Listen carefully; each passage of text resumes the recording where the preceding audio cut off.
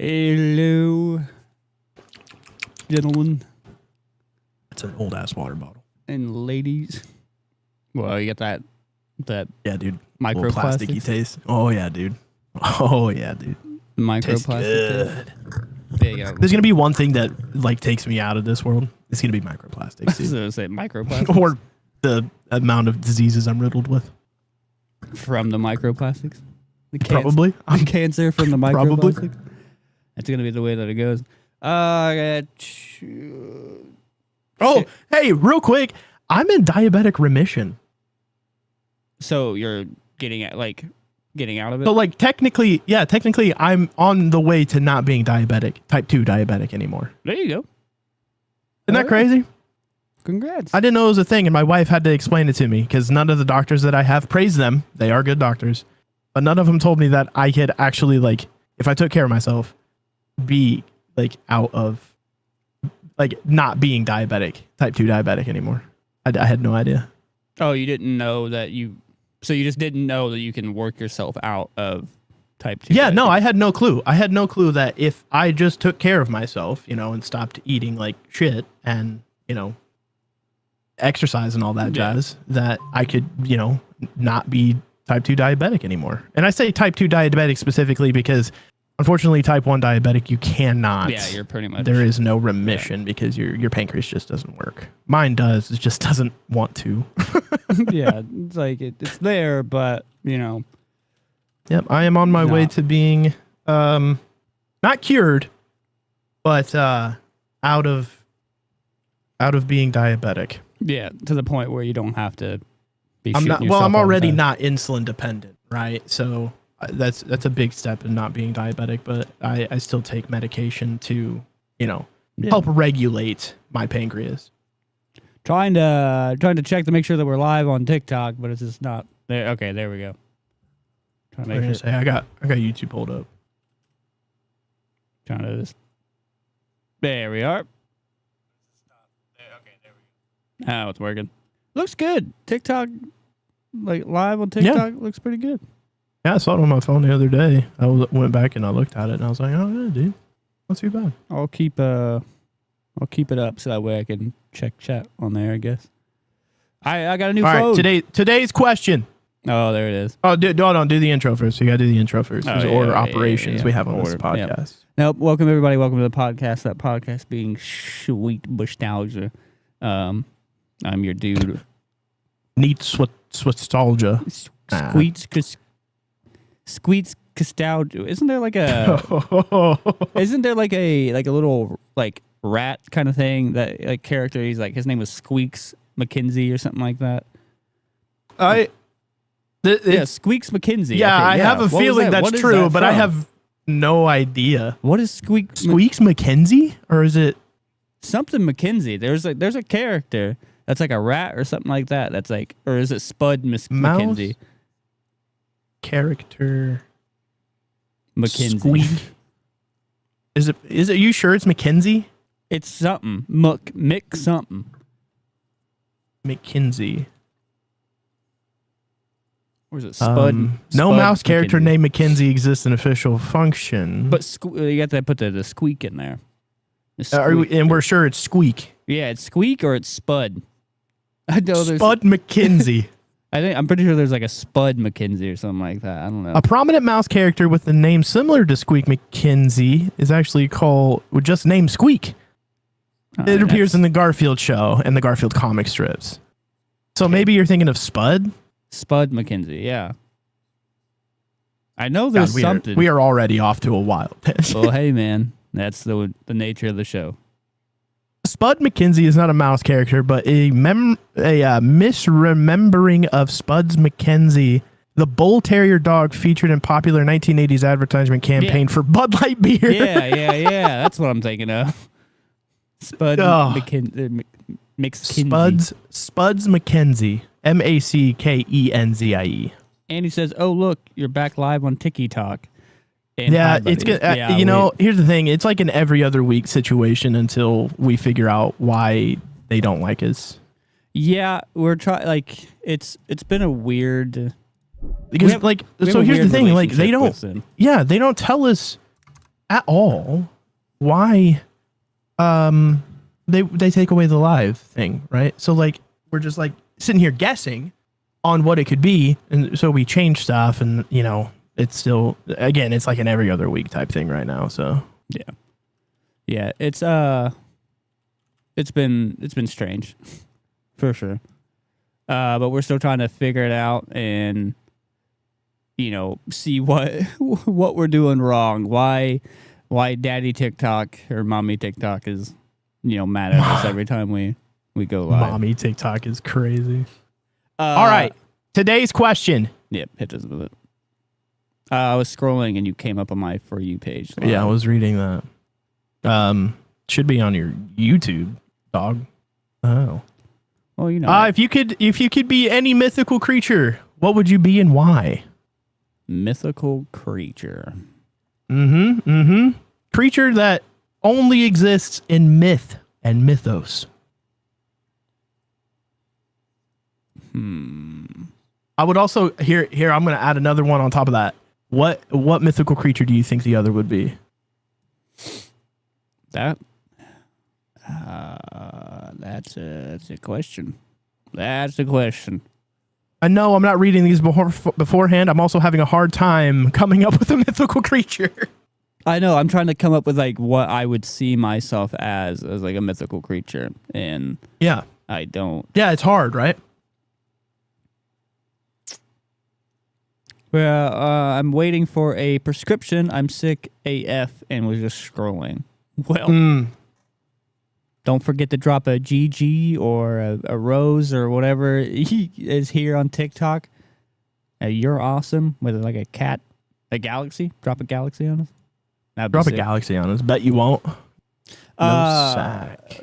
I don't know. I don't know. We got to get something to do. We can't leave it on an I don't know. I don't know mythical creatures like that. You don't? Mythical. You're not even like a merman? Well, like I mean, I know like of mythical creatures, but like I don't know what I would consider myself as.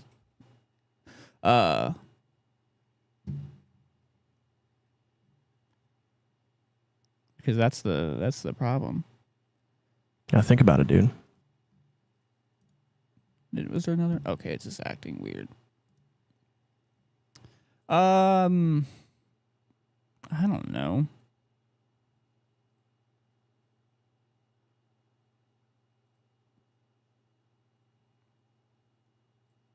Maybe, but you know what? I'll go the cringy one. Y'all pop it up on my For You page. It's kind of crazy. I would be a banshee or a phoenix, Annie says. I'll be a banshee. I can see for sure. Phoenix. I'll be a werewolf. A werewolf. Okay, respect. I can see. What do you think I would be? I can Baba Yaga. No, I'm joking. Hey man, hey, you know what? Respect. Okay. No, I appreciate that. I like Baba Yaga. He's an old lady. That means I'm a straight up old lady in a chicken hut. Maybe a Yeti. That's cool though. A Yeti? Now we're just playing on my size. That's okay. That's okay. A basilisk. A basilisk. Do you know what basilisks are? Like a chicken dragon thing. It's not a chicken dragon thing. Like a chicken dragon thing. Yeah, but I guess it depends on, what mythology you're looking at. I mean, the basilisk in Harry Potter is a big ass snake, so. Well, this one I'm looking at, it's a giant chicken dragon thing. Okay. Cool. He'd be a centaur. I kind of thought centaur a little bit. I'd be a centaur. Respect, dude. I like centaurs. Centaurs are cool. I'm half centaur, half minotaur. Human side of both. Isn't that from something? I don't know, but I'm pretty sure it is. I just don't remember from what. I wouldn't mind being like a Cerberus. Big old 3-headed dog. Oh yeah, dude. That'd be cool. So for me, I would like to be in D&D mythology. There's a thing called a bagman, where So these guys, I say these guys, these are creatures that have been lost in a bag of holding, which is basically a extra dimensional space you can hold a bunch of stuff in. These people have decided to die in these bags of holding, and they become these like ghost-like creatures called bagmen, and they steal people in the night if they have bags of holding. All right. I find them very cool. You're just Krampus but grown humans. Exactly. So you just go around and steal grown-ass humans while they do stuff. Basically. Like if you have a bag of holding, there's a likelihood that you just get taken by a bagman. They're actually, look them up real quick. They're actually very spooky looking. Say it's called a bagman? Hey, Annie, I was going to say, Ryan for me is a total mimic for sure. A mimic? Why a mimic? I don't know. Yeah. Okay. I don't know. Why did you call me a basilisk? I don't know. That one's good. Funny. There you go, bud. The Yeti is definitely because of your size for sure. But yeah. Size I've been called Yeti, Sasquatch, name it. It is what it is. But I appreciate the centaur thing though, dude. What do y'all think I would be? Annoying as shit. The bagman is pretty scary looking. Yeah, he's spooky looking, dude. What would you be? I don't know, Annie. What's a deceptive, like surprisingly deceptive? Tanuki. A Tanuki would be cool.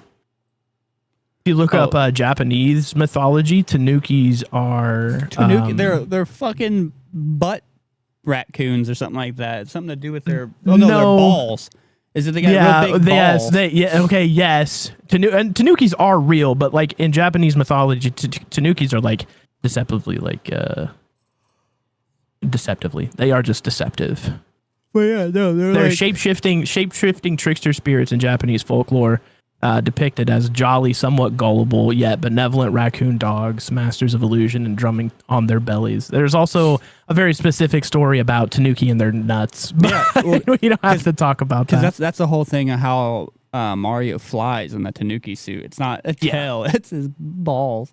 Yeah, but yeah, okay. Well, good beginner question. Look up a Tanuki, Annie. Though they're really cute.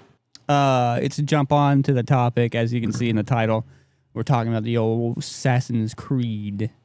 The old ass in my creed. Yes, sir. We're going to go talk about our time with that and how the franchise, the rise She and just fall, joined again. I bet you she missed the entire thing of me saying that whole conversation. Probably. Nope. But the going to talk about the rise and obvious fall. No, I didn't unheard it. She didn't unheard it. What? Yep. Neither guess is as good as mine. I heard it. Okay. Yeah, look up a Tanuki. But anyways, yeah, dude. The rise and what I hope before my time is end on this earth, I want to see Ubisoft stop making them? No longer functioning as a game development company. Yep. Get in the toaster business or something, man. I'm tired of Ubisoft games. Yeah, and self-test your own product, you know what I mean? Yeah, but, God, right? Right, dude? But play test your own stuff, dude. No, and that goes true. I understand the joke you were going for. I was just also, they really should do that. No, that goes true to their actual product. Test play your damn games before putting them out.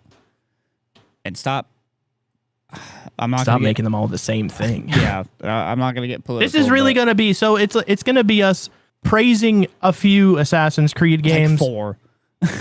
Well, for him, 4. For me, it's gonna be a couple more than that. But ultimately, it's gonna be us trashing Ubisoft for most of the time. Yeah, it's a lot of what this is gonna be. Wait until we talk about Far Cry. Yeah. Well, for me, it's going to be like 2 seconds of me talking. I played one Far Cry game, and it was on the Wii. So... what was that, Far Cry 3? I don't even know. No, it was like an offshoot one. Probably, Blood Dragon. I don't know. It was something. It was like... I think it was even more like a rail shooter than it was anything else. I don't even remember. Oh. I'll have to find it. I don't like rail shooters, dude. But, yeah, no, we're going to talk about Assassin's Creed and its weird journey. First couple years Oh, of it, yeah. absolutely amazing. So I mean, we'll start with the first one, Altair's story, where we meet Desmond Miles Oh yeah. in the Andabus. And the ambush. No, whenever I first when Assassin's Creed first came out, I do remember a lot of people. Annie sent a GG. Appreciate Thank you, it, Annie. Good game. Then she sent a super GG. Good game, Annie. Oh, here we go. It's the first GG. Good game, Annie. Second GG. Good game, Annie. Yes, sir. But I just heard it replay. What the fuck? I don't know. I don't hear it. I think I heard it through my phone. But whenever Assassin's Creed first came out, I do remember a bit of like other people, and I think maybe myself, like comparing it to Prince of Persia. But and I think I remember afterwards. I remember a lot of people was like, "Oh, it's just Prince of Persia or whatever." But like, I'm pretty sure Ubisoft made not Ubisoft, but one of the companies made. Oh, and he sent us a game controller. Sick, dude. I don't know what any of this means, but I like video games. We're for it here on TikTok. On TikTok, I'm a big fan. Big preach. How about one of those galaxies though? Yeah, she hit us with the game controller up there. Pretty sweet. I don't either. She's just sending shit. Well, send as much as you want. Because it looks Ubisoft cool. Montreal. It looks cool on the screen. But yeah, so it's Ubisoft. So Ubisoft did have a hand in Prince of Persia. I don't know if they developed it or if they published it, but they did have a hand in it. Yeah. So of course, like it's gonna look the same because it's kind of the same concept. Just you have guy running around parkour, everything's like that. It's just a different story. And I mean, also Ubisoft made Prince of Persia or had their hand in it, so of course it's gonna have a lot of similarities and things. And he hit us with the "I'm new here" emote. Me too. I'll be honest with you. New to TikTok completely. But so it's like, yeah, of course it's going to play the same. It'd be kind of the same. It's the same development, and you're kind of going the same concept. But she also hit us with the kitty cat, the one I was talking about, the little AI looking cat. That's the one. That's the one I was waiting for. Little kitty cat. Meow. She's like, I have 147 coins. Well, use them up. We're fine with it. Hit us with whatever you got. But no, I thought Assassin's Creed was awesome because, the whole idea of, I was a young boy. I would love to jump around, do parkour and be, climbing on buildings and, whatever. Because, I was trying to do that regardless. But now I get to live it out and, chop my finger off. I always wanted to do that. And really? No, I always wondered how. If you had life to choose would a be. finger, which one would you get rid of? Annie hit us with a banana, and I think what I saw. Don't change the subject, dude. Is a dinosaur. Oh, let him cook. That's what she let is. him cook. And a tiny dinosaur. So cook and tell me what finger you'd get rid of, bro. I think they had it right. The ring finger. Ring finger. Yeah, because I mean, or at least on either side, because the thing is, you don't really use that finger for much. You know what I mean? Yeah, that's true. You kind of grip stuff more with, grippy. these and your thumbs, and then your pinkies. Get rid of the pinky?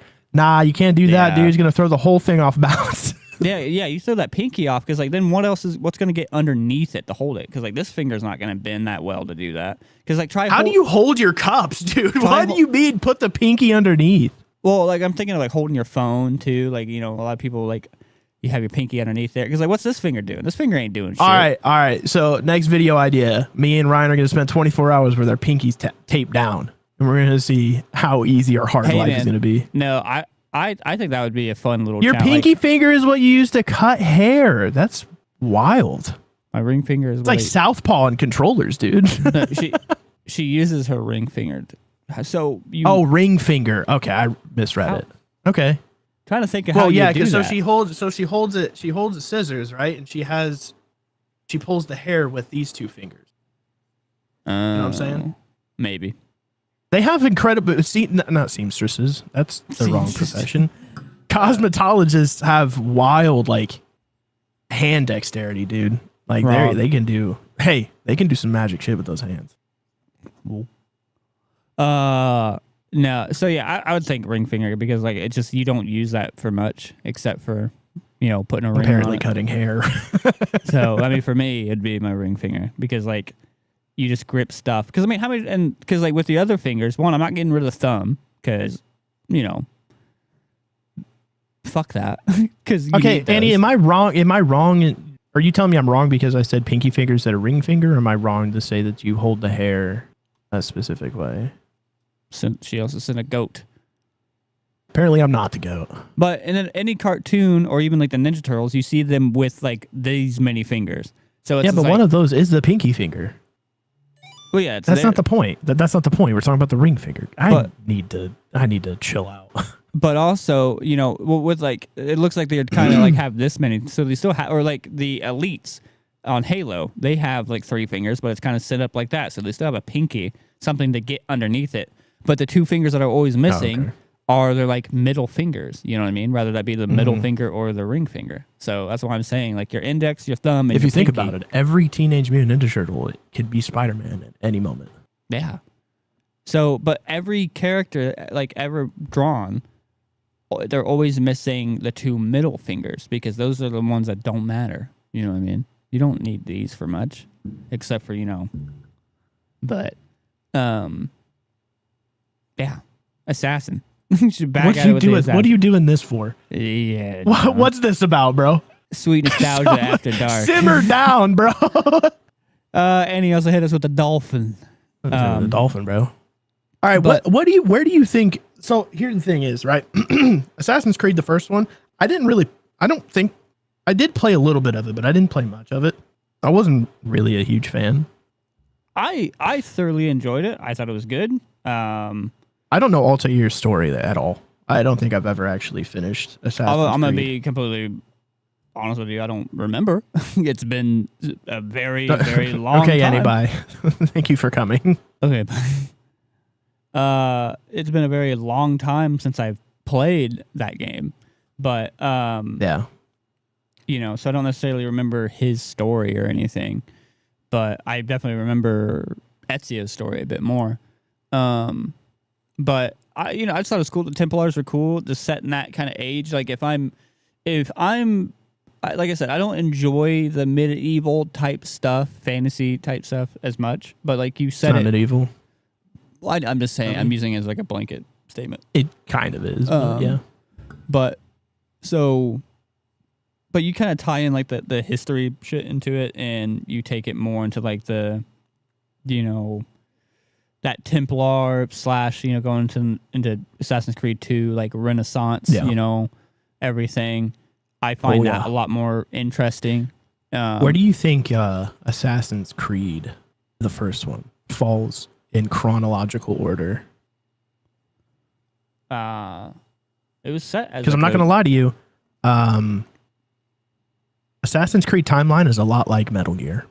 It's kind of everywhere. Yeah, wasn't 1 technically like 2 or something like that? No, was it not? No, I thought like 1. I thought 1 was actually true to being the first one, though. No, it was for a while, but it's no longer that. Which one's the first one on the timeline? You want me to? I can tell you the first one, or I can tell you where the first one falls on the timeline. Okay, tell me where the first one falls on the timeline.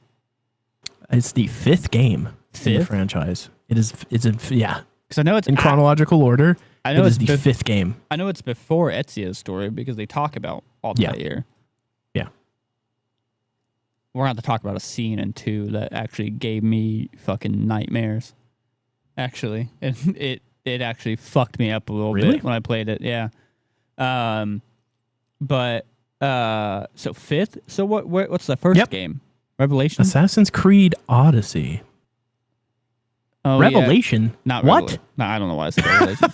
But Assassin's Creed Odyssey takes place during the Peloponnesian War, which is 431 BC.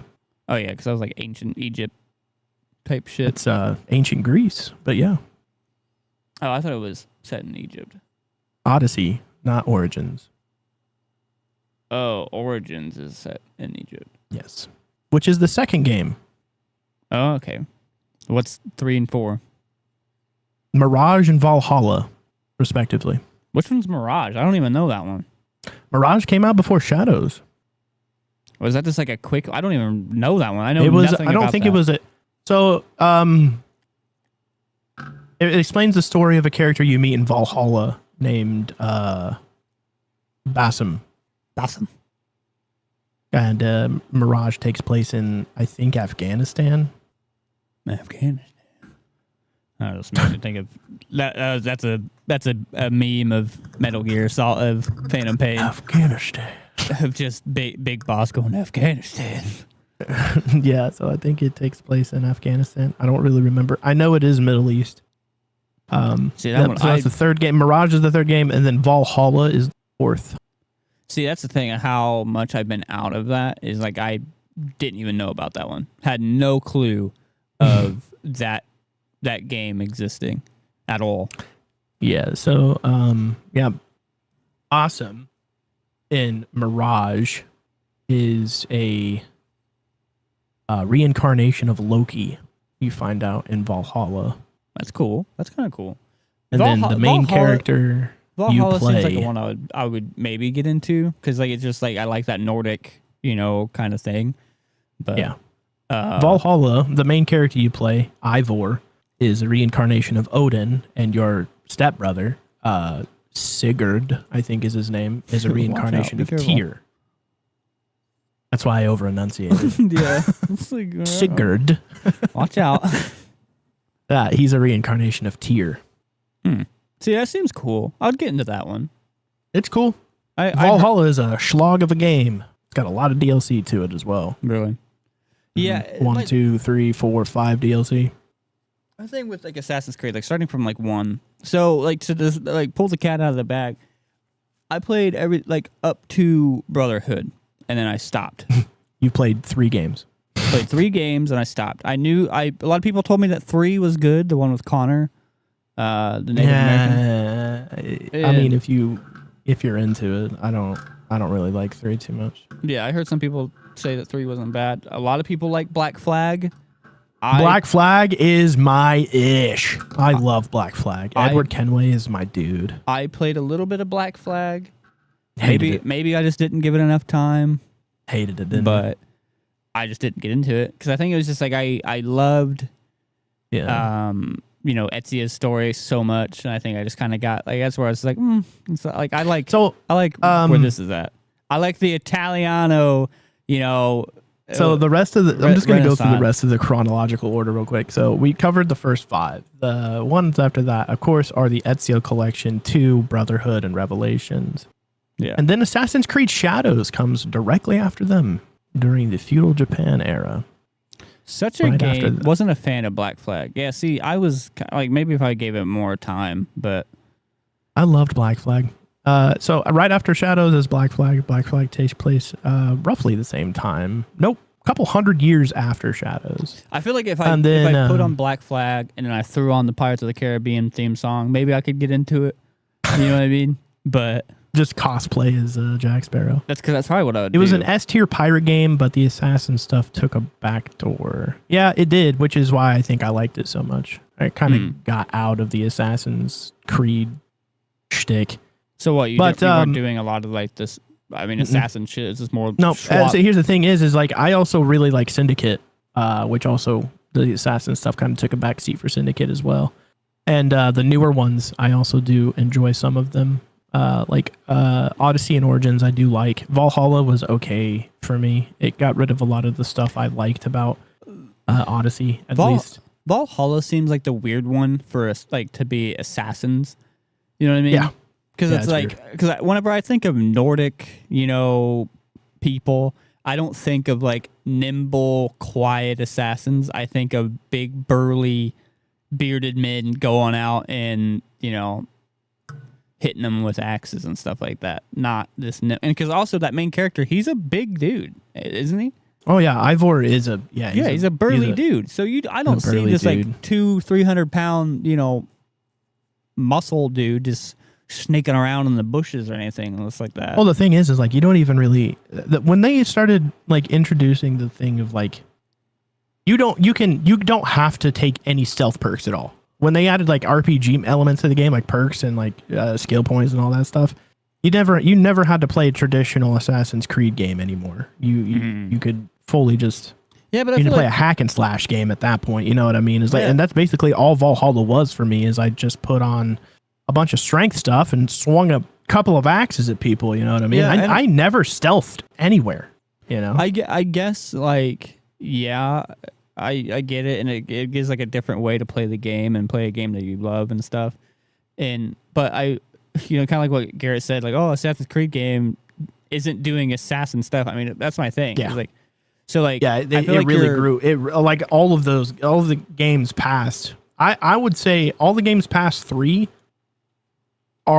they're not like your traditional Assassin's Creed game I feel like you're kind of getting off the beaten path, which I mean, trying something different here and there is cool. You know what I mean? But I feel like if you're making because did they start going away from the Animus and everything, right? And then no, the Animus is still very much a thing, but now Abstergo is a company. Abstergo is a weird. I don't know. It's kind of a weird thing. Like Abstergo is still a company. They still make Animuses, and technically in the current games, I think you still work for Abstergo. Like you are an employee of Abstergo instead of being like Desmond or, whatever. I think it has very little to do with like bloodlines or anything like that anymore. I don't fully understand what's going on in the story. I know a lot of stuff about it, but like as far as like outside of the Animus stuff, I don't really know what's going on. You know what I'm saying? Like I understand what's going on in the games and I can tell you what's happening in every game. But like when you are not playing the character in the Animus, I have no idea what's going on at all. See, that's like what I liked about the first couple ones. Be honest. The first couple ones. It's like Borderlands giving you one gun. Yeah. That's my thing. Like with the first couple ones, I liked that, you had 2 different lives. You had, you're figuring out, what's going on inside the Animus and, figuring out your past and whatever. But then you had stuff going on outside of it. You had the lore and like the, reality, the present and what's going on there. I thought that was super cool having those 2 sides. It was just an overall good story. Yeah, they had this bit, and I think Brotherhood, where Desmond was experiencing this bleeding effect with the Animus, where he was developing the skills of Ezio, right? I think completely scrapped that idea after that. They never touched on that again. Yeah, it was like a whole bleeding thing where he was like, I think he was like seeing shit in real life. Oh, I'm sure, but they might have, like I said, they might have explained why it's no longer. I think it was like a problem, right? Like it was an issue that this was happening. But yeah, I think like, and I think that's what led to Revelations. Is Desmond's mind is kind of screwed. Oh yeah, because then he like I really going don't know. like crazy or something like that, or died or something. Gary, if you know, bro, I need your help. Yeah, let us know in the I need chat. your freaking help, man. You're like, I'm out here in the trenches, Garrett. I think it was Revelations. I think it was Revelations. I know it was Revelations that Desmond was losing his mind, but I don't know why. That's the thing. Probably that I want to say, I want to say it was the bleeding effect that was taking place during 2, and he was like physically becoming Ezio, right? But like I don't know if that's true or not. But yeah, no, like because like what I like about 1 and 2 and Revelations stuff like that, I liked the whole leading everything back to like the Templars and or whatever, like the Assassin's Creed, the Creed, I guess itself, and like the group of assassins. Yeah, so I like that there's this whole Assassin's Creed 3 still very much has that same formula. It's still the Templars and the assassins. Black Flag kind of goes away from that, where like you're double dipping as Edward. You're kind of playing both sides. Well, for a little bit, in the beginning of the game, you are fully basically a Templar, and then you betray them. His mind started merging not only with Ezio, but with another subject before him too. Yeah, it was like subject 16 or something like that. But Black Flag, you kind of work both sides and then become an assassin while also not being an assassin. You're just in it for yourself. And then like after Black Flag, So he's just he's a pirate. none of it. Yeah, after Black Flag, none of it. Except Syndicate and Unity. None of it's really Templars and assassins anymore. It's just like its own contained story and has nothing to do with the outside shit except for what the Animus, maybe. Well. Yeah. It's just making me. So here's the thing: Odyssey, Origins, Mirage, Valhalla all lead to the creation of the assassins and the formation of the Templars. Okay. Which So are all they the more recent games, right? So Odyssey, Origins, Mirage, Valhalla are all the more recent games, which is explaining a lot of the backstory on how the creation of these two factions came about. Okay. But yeah, all the older games are basically, Templars and Assassins.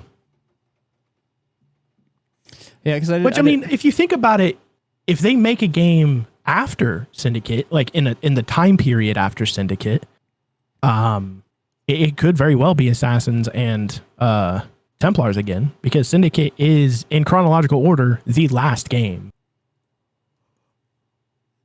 Keep me on it, man. Fuck. Yeah, no, I didn't know. It just seemed like they were just kind of starting to W shirts. You like the Scarface, dude? Thanks, man. Say hello to my little friend. I don't know how you feel. His name is Ryan. Well, Killer Clowns from Outer Space. Love Killer Clowns from Outer Space. Fucking great. No, but so Black Flag and Assassin's Creed 3. Black Flag is Edward is the father of Hatham, who is the father of Connor, the main character of Assassin's Creed 3, which I thought was very cool that they tied all those characters together. So but my thing is, is it still Asturgo like going in there trying to like collect information to like what fucking take over the world or whatever? This is what I'm saying. I outside. When you're not in the Animus, I have no fucking clue what's going on. Is there? I genuinely don't. In these later games, do you get out of the Animus at all? Yeah, you do. Yeah. Okay. Yeah, you do for sure. And so in each one, though, you're just a different employee. You're not the same employee over and over again. So for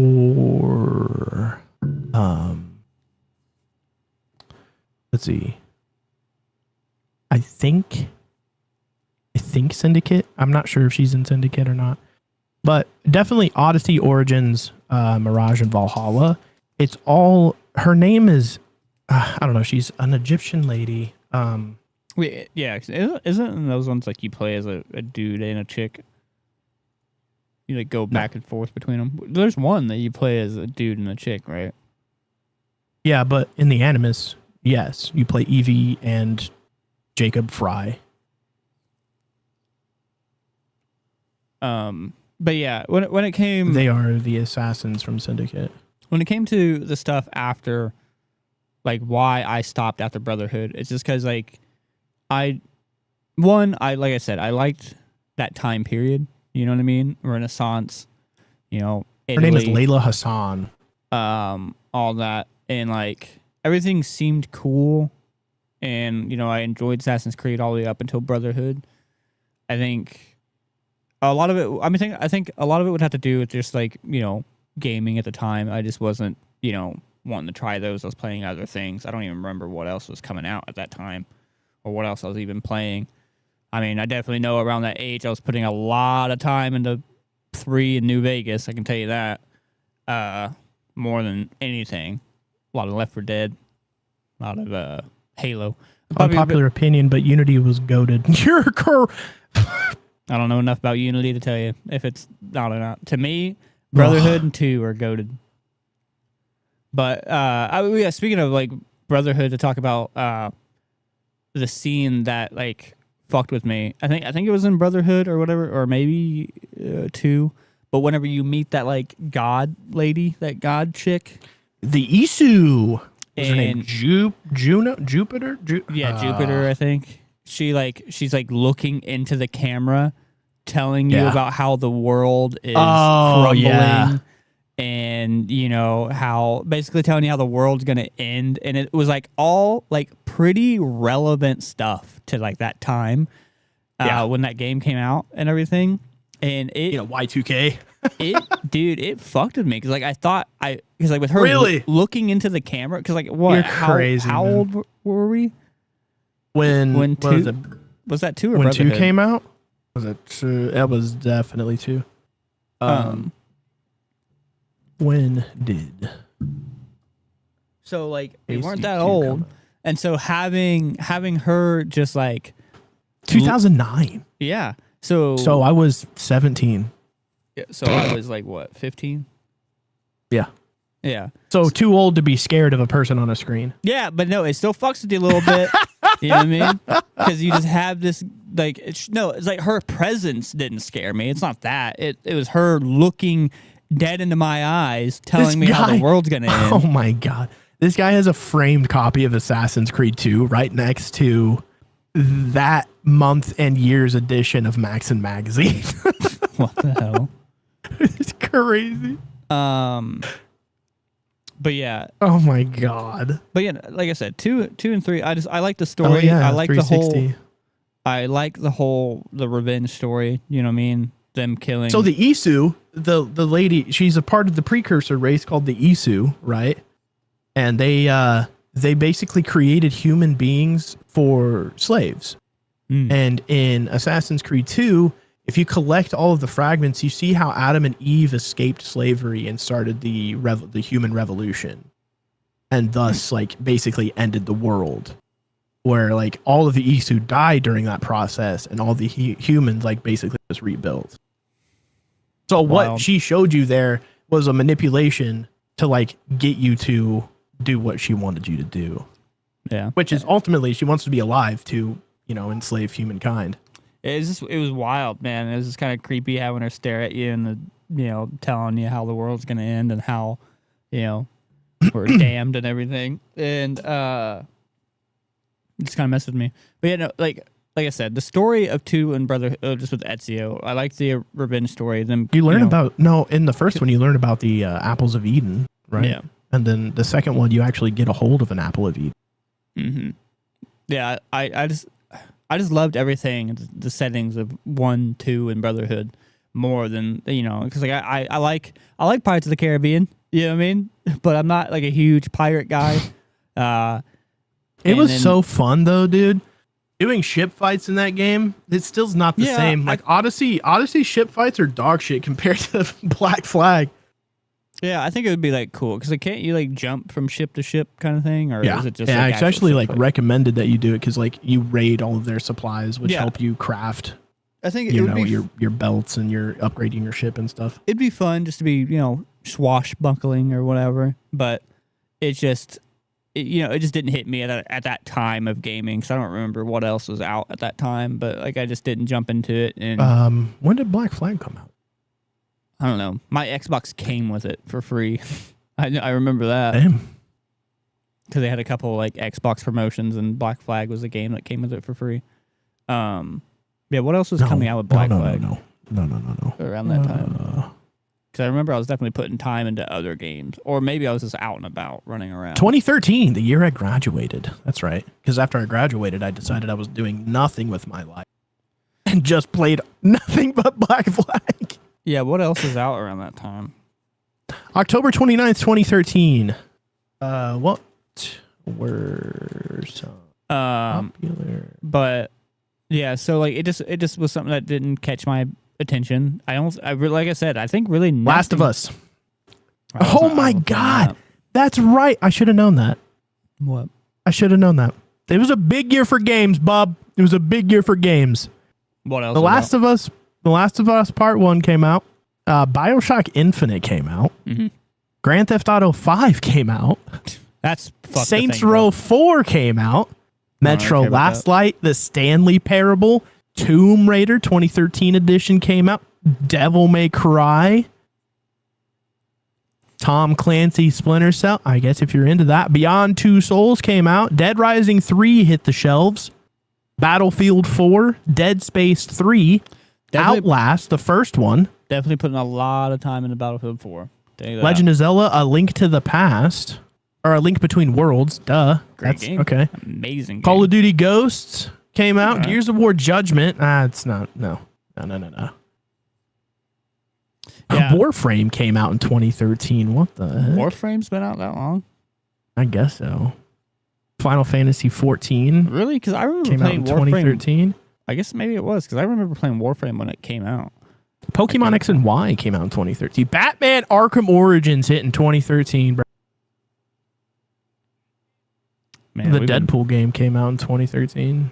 That game was taken off shelves, actually, I think, because of copyright shit or something. Pikmin 3 came out in 2013. But yeah, no. So I think it's just a lot of those games that just didn't hit me too much, and you know, I tried giving. I guess it was a big year for games for old Jimmy Boy. And just like a lot of like very good games to me are on here. Yeah, I think I put a lot of time into like the shooters because I was also out and about like skating and shit. That's when I was skating a lot and doing that whole thing.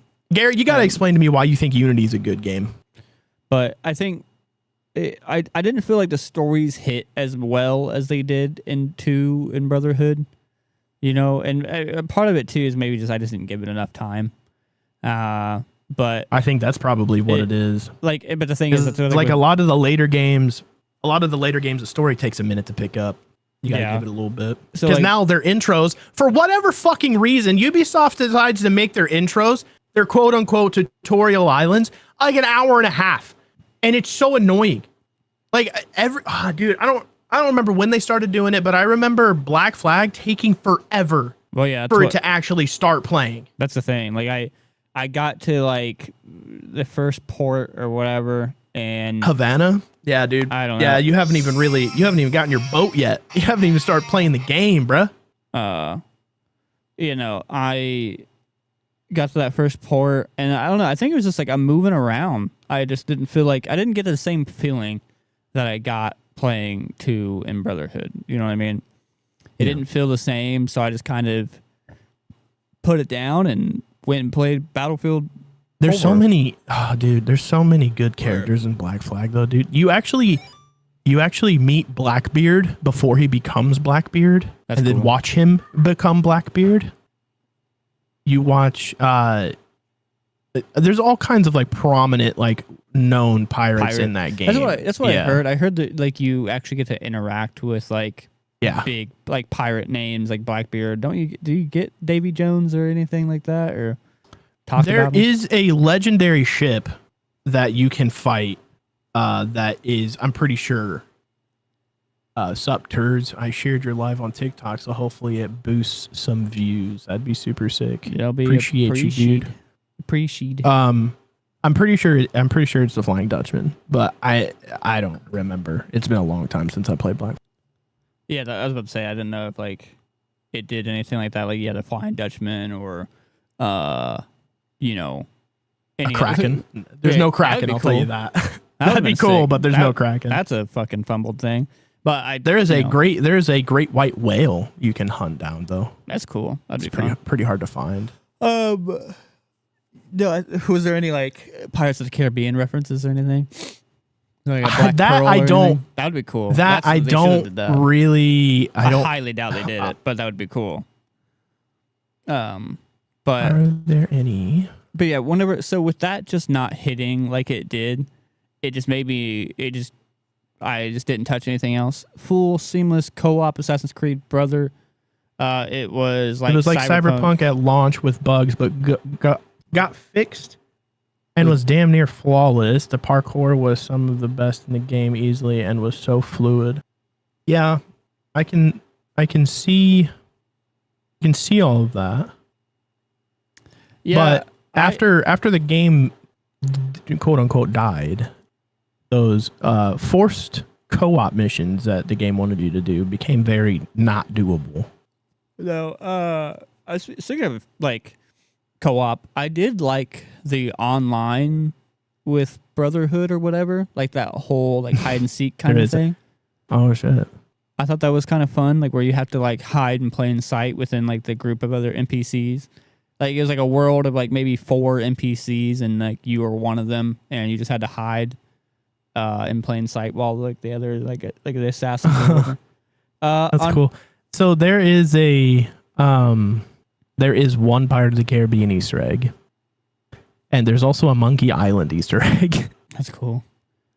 Garrett said on top of that, they set up a perfect WW2 game that they never followed by showing a scene where you can climb the Eiffel Tower watching dog fights in the background. That'd be cool. Yeah, I did. That was very cool. Yeah, that was very cool. And they never, they never. Play the hell out of that. I forgot about that. So like as modern as it's gotten, I think is like those like side-scrolling games that they made. Like one of them's in Russia, one of them's in Japan, and another one is in didn't they make like phone Assassin's Creed games? I don't know that they came out on mobile, but I know that they felt like mobile games for sure. I'm gonna look it up like on the Play Store, see, because I remember there being. No. I remember there used to be. Oh, there's Assassin's Creed Chronicles. There are 3 of those. Yeah, that's what they're called. There's a Assassin's Creed RPG app. Nice.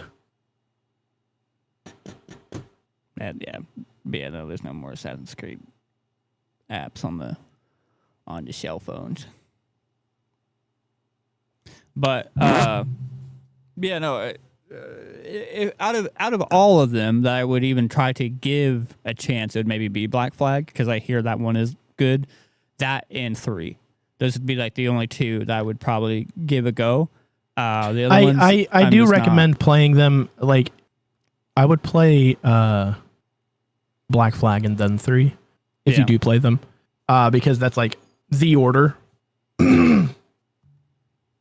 Because technically Black Flag is the 4th game, but it's the explanation of Haytham and Connor, because Edward is father and grandfather respectively. Yeah, and I think that story alone is pretty cool.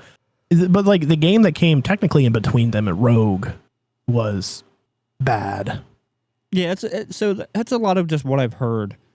You know what I mean? And so it doesn't really make you want to play them whenever all I've heard of every consecutive almost every consecutive Assassin's Creed game after it came out, that they're bad, that they're just collectively bad. You know what I mean? Because it's like, of course you have people that like dog shit games and like say stuff or whatever. You're always going to have poor reviews and whatever. But you can, if you're a gamer long enough, you know when, you know, it's an actual, this is bad, or, you know, it's just people talking shit or whatever. But all I've ever heard is that like 1, 2, Brotherhood, 3, and Black Flag are the best, and then everything else after that is shit. And then the 3 is still like on the fence of being good or not. That's the general consensus. Like 3 is okay. You know, I like, again, I'm not a big fan of 3, but I mean, it's fine. You know, it has very prominent American Revolution characters in it. Like you meet Sam Adams, Thomas Jefferson, and Ben Franklin, and all that stuff. It's very cool. But I don't know. It just wasn't. I know American history, and I don't. That like the main draw for Assassin's Creed is just the history aspect of it. Yeah. Which I really I like them just for that. That's why I like them. For me, I don't really care too much about how the games play. I'm in it for like a little history fix, you know what I mean? I'm just like, dude, that's sick. Like, that's really cool. But like the newer games, you don't really get a whole lot of that. You know what I mean? Garrett says pretty much everything that added levels went live service fill without actual live service. Yeah. Yeah, so that's my thing too, is like from what we've talked about multiple times on this channel, is that I felt like the older the games got, the further it strided away from being a traditional game. You know what I mean? It just went away from being, it just had live service, or it had some sort of like tree, like leveling tree thing, or it just got crazier and crazier and crazier, when it's just like, I get it and understand that, like, you know, the world of gaming is changing. They're adding different things, but it's like, you know, there's just so many people out there, and they fail to understand that there's so many people out here that just want a linear just game. Just let me come in and live this fantasy in this world and dive into this character and not have to necessarily worry every time about how I'm going to, what direction in this tree I'm going to go up in, or have to worry about this or that. Like, I just want to be an assassin in the fucking Middle East. Yeah. And So go, on the opposite side of that argument, right? I can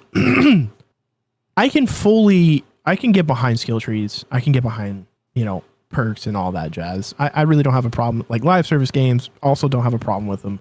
But like there are certain games that just don't need it. yeah, and that's a game that they just doesn't don't. Yeah, yes, that's what I was getting to. Is I don't think Assassin's Creed needed to be RPG'd. Like I really don't. It doesn't. If you were to tell me that I get to play a pseudo open world Assassin's Creed game and not have to worry about the level, right? I would love that. You know what I mean? It would be super fun. But because it is a full open world game now, anything that you want to do, you can. It's annoying. And you kind of have to do a lot of it if you want to level up. Yeah. And have a semi good. I think in Origins specifically, I don't know if Odyssey. I think it does, but I don't. A couple of the even Valhalla I think does it too. Is a lot of the places are level locked. Even like you have to have specific skills, you have to have specific upgrades, or you have to have a specific level to be able to access these areas, or you're just going to straight up die constantly. I find that extremely annoying. I don't know if I heard you read Garrett's comment, but it said it went from skill to who can grind longer. And yeah, that's exactly, and that's what I was saying. No, I did not read that, but that's exactly what I was saying. It went from skill to who can level up harder. Yeah, that's my thing. It's just like I'm tired, and that's just been we've said it so many times on this podcast. Like games are going to exactly that: is who can sit here and put the most time into it instead of who's actually good at this game. You know what I mean? And that's getting into, and so many people too. I don't know if this person was trolling, but also I believe it at the same time because people act like that. Like with the whole ODST thing in Helldivers right now, somebody like they saw it and they wanted it and they're like, what do you mean? He started getting into it. It's like, what do you mean I can't just buy it? You telling me I have to play it to unlock it? You telling me I have to play the game to get this or whatever? And and that's my thing. And like he might have been trolling, but also, this day and age, I believe people. Huh? I can't hear you. You can't hear me? Fuck. Can you guys hear me in chat? Garrett, let me know if you can hear us.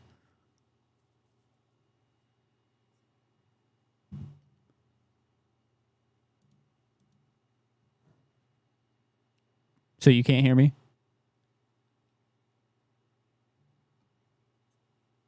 No. You're frozen. If you can hear me. I'm frozen. But you can hear me now, right? I can hear you now. Okay, I think the internet just went wonky for a second. It just did it again. I think Is it you or me? it might be me. Hello? Oh, yeah, we can hear you. Oh, well, there's Garrett. Yeah. Garrett can hear me. You two just can't hear each other. Ah, I see. Well, okay. I think we're good now. Yeah, seems All fine. right, tech support going bye-bye. All right. Okay. Thank you, tech support. Thanks, buddy. You lost me after you mean to tell me I can't just buy it? Yeah. So I think it's because Anna's watching Netflix. But yeah, it went.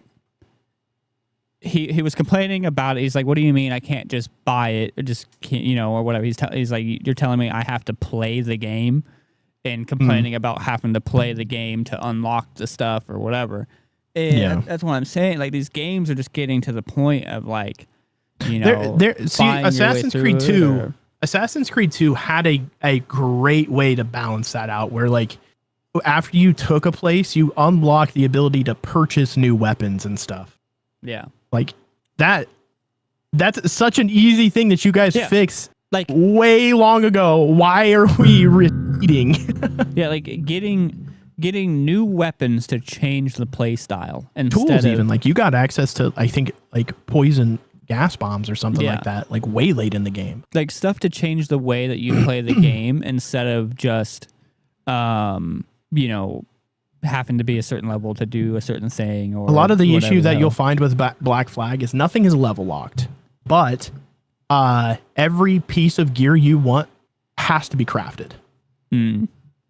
So like if you want to carry more than one pistol, you have to go kill the animals to fully make those new pistols.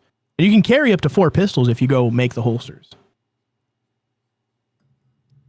Fair enough. I mean, I guess I can get I can get on with you know, think that, but there are some hard creatures to find in that game. Genuinely, I had to look them up. Oh, really? But like I'm used to the whole crafting thing. I think I'm okay. I'm okay with having to craft stuff, I guess, for the most part.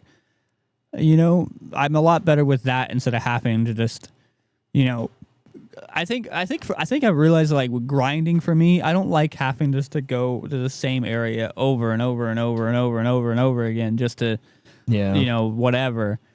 It's like I think I would prefer just a really tough linear game. You know what I mean? Yeah. Like where I don't know. I'm sure you've seen me do it or been playing it. I've been playing Mass Effect. Yeah. Oh, you know, Chad, dude, you fully know. So I'm still playing Mass Effect 2. And you know, I've been playing them on the hardest difficulty.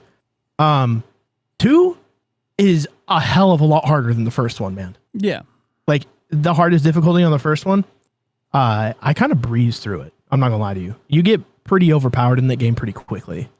But then the second one, man, oh, dude, it's hard. I'm in the back half of the game now, but I still have to go and collect material to make the upgrades necessary for me to even live the last mission of the game, or I'll just straight up die. Yeah, like stuff like that. Like I'm chill with it. They're difficult linear games, bro. Like I don't know. That's why like certain style of games I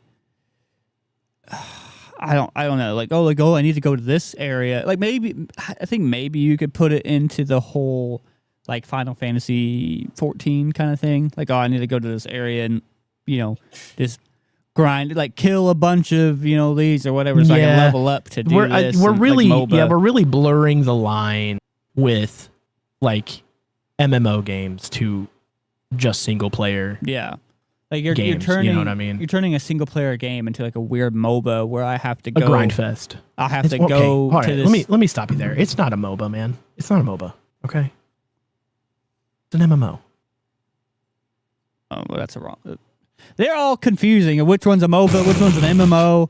Like, all right, MOBA, League of Legends and Smite. Okay, MMO, Final Fantasy 14, World of Warcraft. Okay.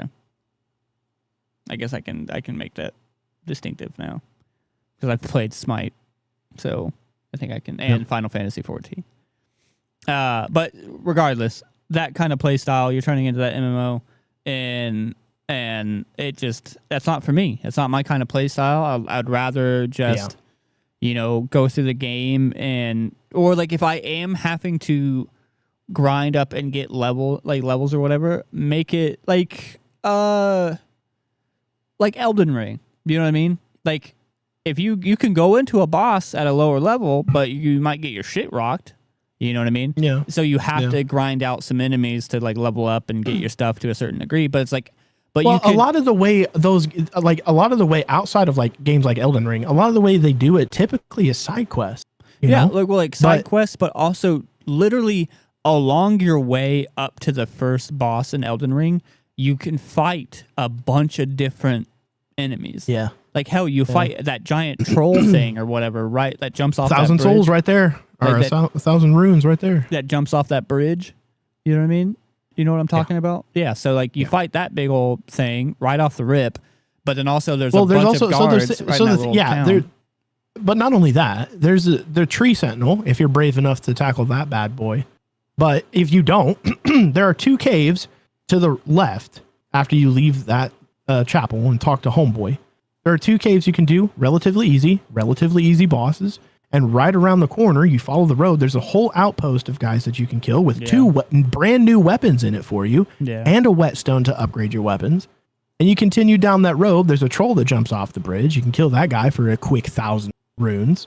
Yep. You just keep going up and around. There are plenty of things for you to do to level up without deviating too much from where you ultimately want to go. And so, and like you're leveling up along the way to like your main thing. But it's not even just that. They keep it interesting, right? Yeah. Whereas like my thing is too, it is traditionally, like with MMOs or even some Creed games, it's like you just go beat up a bunch of random dudes for basically no reason. Yeah, you know what I mean? It's just unprompted, unwarranted violence. Yeah, it's like Elden Ring, you're getting something out of it. You know what I mean? You do those caves, you get some pretty decent items out of it. New weapon, new armor, new something, right? You'll always get something out of killing a boss. Yeah, no, and it just kind of reminds me more of like, I think of like Sword Art Online, and it's like, oh, I'm just going to go into this field where there's a bunch of like sheep or whatever. I'm just going to fight, or these boars. I'm just going to fight these boars or whatever and get my level up and then go try to take out this boss or some shit. And it's like, and I think for like with me with like with Final Fantasy, it's just like, I don't like that I have to go to this little pasture with these sheep. What's his bucket? And just click a couple buttons and whatever and just like mindlessly farm these things or whatever. It's like, at least with like Elden Ring, let's say if I have to go farm, it's a lot more interesting. You know what I mean? I think maybe I'm just realizing that's what I was saying. I don't really like MMOs maybe. You know what I mean? I think ultimately, I think you have the same issue I do, is the sheer repetition. Yeah, it's just of MMOs, and because basically what MMOs are repetition. You know what I mean? And they're pretty. You know what I mean? They're pretty and they're cool. There's a lot of people playing all at the same time. Dungeon queuing, super cool. But the repetition of it is the same reason I don't really play battle royales too much anymore. Is the repetition of it? It's not very. It's not fun for me to do the same thing over and over and over again. For me, constantly. For me in battle royales, because like everybody, if you know me, I do really much enjoy battle royales, and like I play. Well, they are distinctively different. Like MMOs and battle royales are very different. So. I think for me, and like why I enjoy battle royales a bit more is because like it, even though the whole overarching concept is the same over and over again, but like, well, you can mix it up. Not every match is the same, you know. Yeah, I guess I mean that is true. It's also a skill gap. I'm just bad at them. But yeah, then like with Arena Breakout, you know, extraction shooters like that and Tarkov, like I'm also bad at those. What I like, I guess what I like about that, especially with like Arena Breakout and Tarkov, is like I legitimately like your adrenaline starts pumping. I got shot one time. The intensity. The intensity of it, yeah. Because like with games like extraction shooters like Tarkov and Arena, like if you die, you lose all your shit. You know what I mean? So there's there's stakes to you going into that game. It's got that roguelike thing. You know what I mean? It's like if I die, I lose everything I've earned. You know what I mean? And like the other day, I got plucked out of nowhere. Didn't even see the dude. My heart headshot dead. My heart like literally like it scared the shit out of me. I don't know what's been going on with me. But I've been getting jump scared and stuff so easily. Like in the past month, such dumb shit has just been okay. For me, like, because like I'm playing like Arena, and you have to be on guard everywhere you're going. Like you don't have a second to like just be like like you have to be paying attention. And the big thing about Arena and Tarkov is listening. You have to hear grass moving, people walking around or whatever. You have to be listening at all times, not just looking. It's more about listening. And so you're just dialed in, you're locked in, and then whenever you just get plucked out of nowhere, you're like scares the shit out of you. It's like you got shot in real life because it just abruptly out of nowhere and you're just on the ground dead. Don't know where they were, how it happened, what. No kill cams either. And you're just left there pissed. You're just like, all right. And then you go to like a little scene where it tells you who shot you and what they shot you with. And you're like, all right, well, fuck you. This guy killed me from 2 feet away with a 1911. That's crazy. Like you could have the most I've seen it happen. Kitted gear on, and then you just get shot in the face with like ball cheap ammo and you're dead. I find them incredibly fun to watch but I really can't play those games, man. Like I played Delta Force. I played Delta Force for like a day, and I was like, man, they frustrate you. I'm not cut out for this type of game, dude. I'm not cut out. I love it. I love it. It's just the reason why I switched off of Tarkov is because of just the sheer amount of cheaters. But oh yeah, there's more than that, but yeah. But yeah, back to Assassin's Creed. Yeah, it like what Garrett said, it just kind of strayed away from skill and went into this whole, you know, who can suck it up the longest kind of thing. And I'm just not for that. I've said it time and time again. Like when I play a game that's supposed to have this great story, I want to enjoy a story. I want a story. I don't want to sit here and have to worry about all this other shit. I kind of just want to go through a game. And whenever I played Assassin's Creed 1, 2, and Brotherhood, I got to go through a game. You know what I mean? I played a game. I didn't have to do a stupid ass tree. I just You really hung up on that tree, bro. Like I don't mind skill trees and stuff like that. I was gonna say, I'm assuming you're thinking about talking about a skill tree, and I was like, you just kept saying, I don't want to go through that tree, and I'm like, what? Like I don't mind skill trees because obviously, like I love Fallout, and like Fallout has its own skill tree. You know, I mean, you have the perk chart, and then you know I've played. But you don't. But the thing is you don't need any of those to beat Fallout. You don't need a single one of them. They just changed the way that you play it. Yeah. And like they benefit it. Times were simple. That's right, dude. Times were simple. Like this is why BioShock is my favorite game franchise. They're straightforward, they're linear. Yeah. There's every power that you need, you just get from playing the game. Yeah, when we play the game is just like, here you go. Have this. This will help you solve puzzles, or this will help you defeat certain enemies. And sometimes you can just buy ones that you just like, hey, this thing looks cool. Yeah. I got a fistful of bees right now. Yeah. How sick is that? Yeah, like the bee one in BioShock kind of sucked. I think pointless. Absolutely pointless, but very funny. I don't think we used it really at all. We did a couple times, but not too much. Yeah, like no, it kind of sucked, but like it was just kind of cool, like what you said. So yeah, it's cool.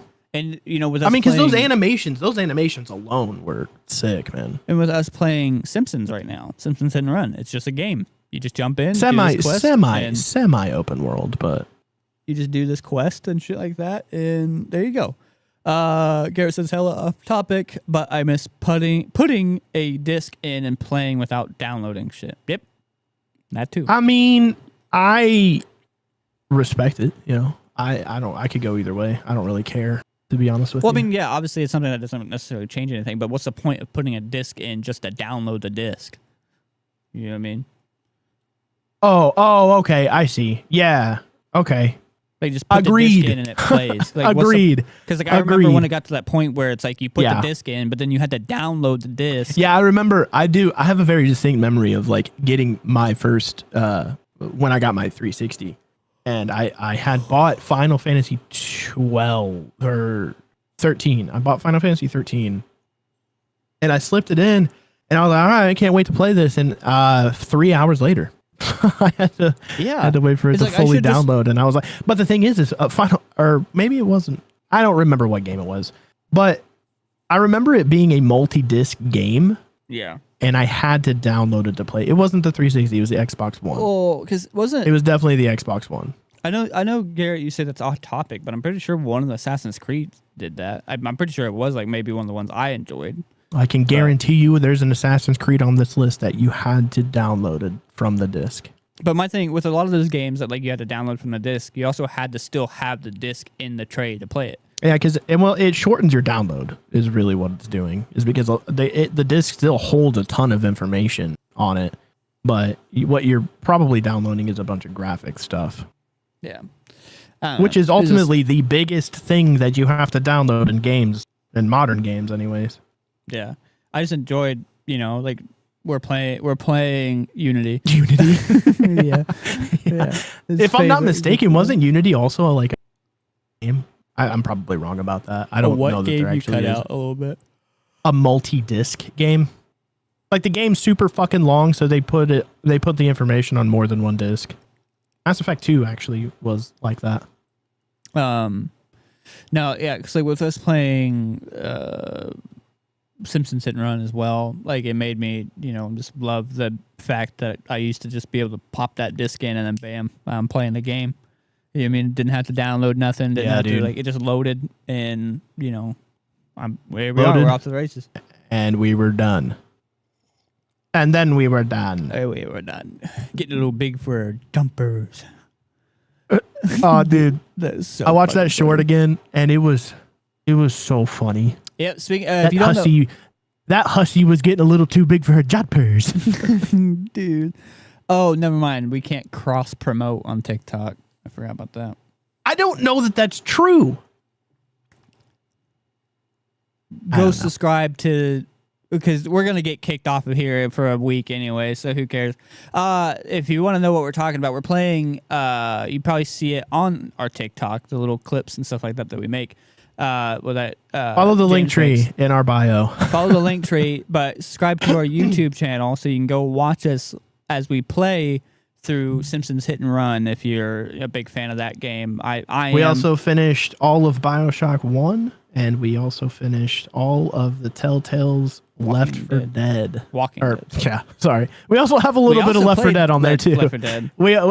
There's quite a few games we have on the channel. Some of them we really do need to go back and play. A lot of times I forget that we did those like one-off episodes of games that we played. Yeah. Because we haven't done it. We haven't done it in so long. Well, yeah, we haven't done any one-offs. We've just been focusing on playing through games. Through the games instead of doing one-offs and stuff. Which we need to play like a multiplayer game. We haven't done it in a fat minute. Like just like a quick, fun game. I still want to play Mario Party. I've been fighting for it for a while. Okay. Oh yeah, it got a little different and hard that we're doing it, from across the pond. Well, yeah, it's a little difficult. Sort of true. You know what I mean? I don't know that there's any water between us at all, actually. Oh yeah, there's like a creek or whatever. Creek. I'm sure we can stumble upon at least a puddle. Yeah, you know what I mean. I'm sure there's something somewhere. I can go put a bowl of water outside right now, and then there you go. All right, man. But all right. But yeah, no, that's a little my promotion for the channel right now. Go if you want to watch us play Simpsons Hit and Run. We're playing that right now. Next episode's actually being released Friday. We're still just kind of grinding stuff out, kind of figuring out our If only you lived closer. Yeah, our schedule. We're trying. You know what I mean? We're trying. It's not easy. I get it. But yeah, go watch that. Go subscribe to the channel. We're at 210 subscribers right now. Channel's doing pretty well. We just got that new sub today. Thank you if you're watching this right now. Thank you for that. If you just subscribed to the channel today. Oh, well, thank you for all 210 people who have subscribed, not just the guy who did it the today. rest, the 209 of you, go kick rocks. Get bent. Go kick rocks. Pound sand. But also like what he said, that link tree has a bunch of extra fun stuff in there. I'm not going to do the whole spiel like I always do because it takes a while to get through. But there's 10 free meals through HelloFresh. Definitely highly recommend that. I currently do HelloFresh, and it's the best thing. They send you we're not doing the whole thing, remember? I know, I'm just not going to like the whole fucking meatitarian bullshit that I always do.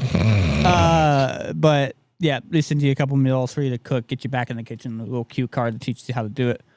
300 subs for fridge reveal. Yeah, that's right. Yeah, he's right. We'll do. You guys want to see my Samsung fridge? I'll throw it up on a short, I guess. If you want to see my LG fridge, I'll, show you my fridge.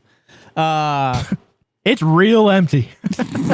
We should just start teasing our fridge on the Instagram. This is where I keep my mustard. That's what we should do. We're gonna do that. We're gonna start teasing.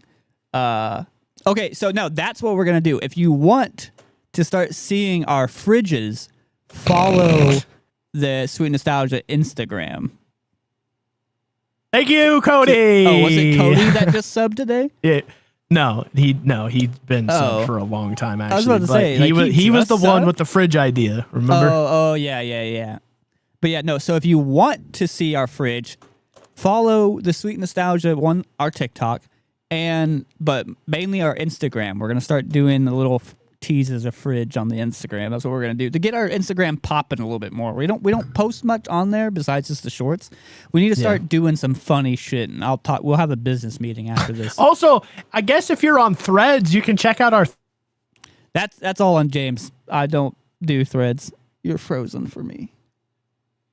Can you still hear me?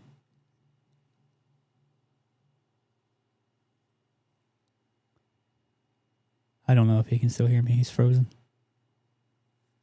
Is it on my end or is it on? I'm still moving, so it seems like I'm fine on my end. Garrett, Cody, let me know. Are we still good?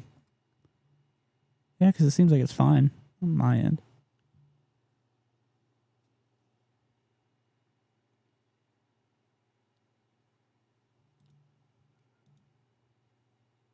He's frozen. Did we lose him? I think we lost him.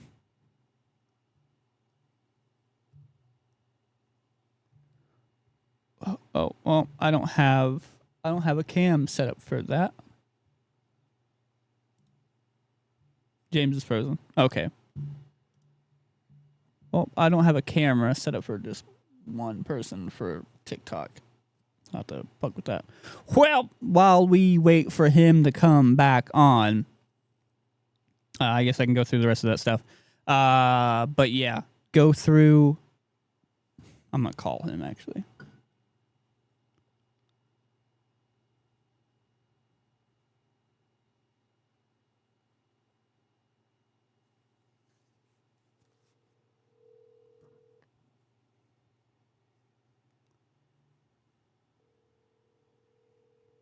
See what happened. Oh, yep. He's off the call.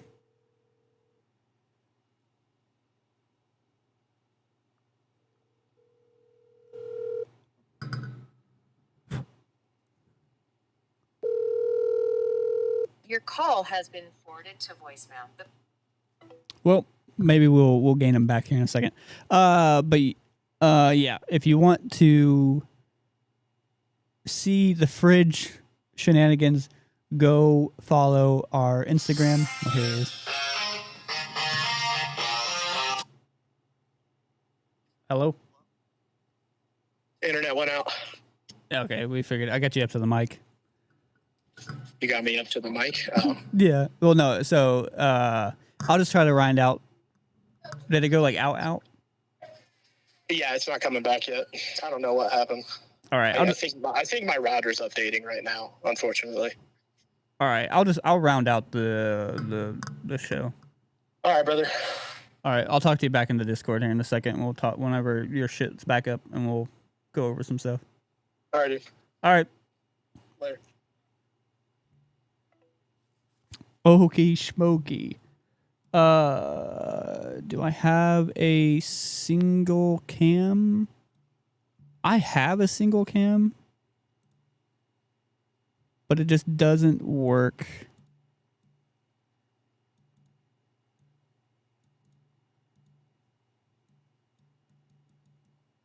It just doesn't work for TikTok.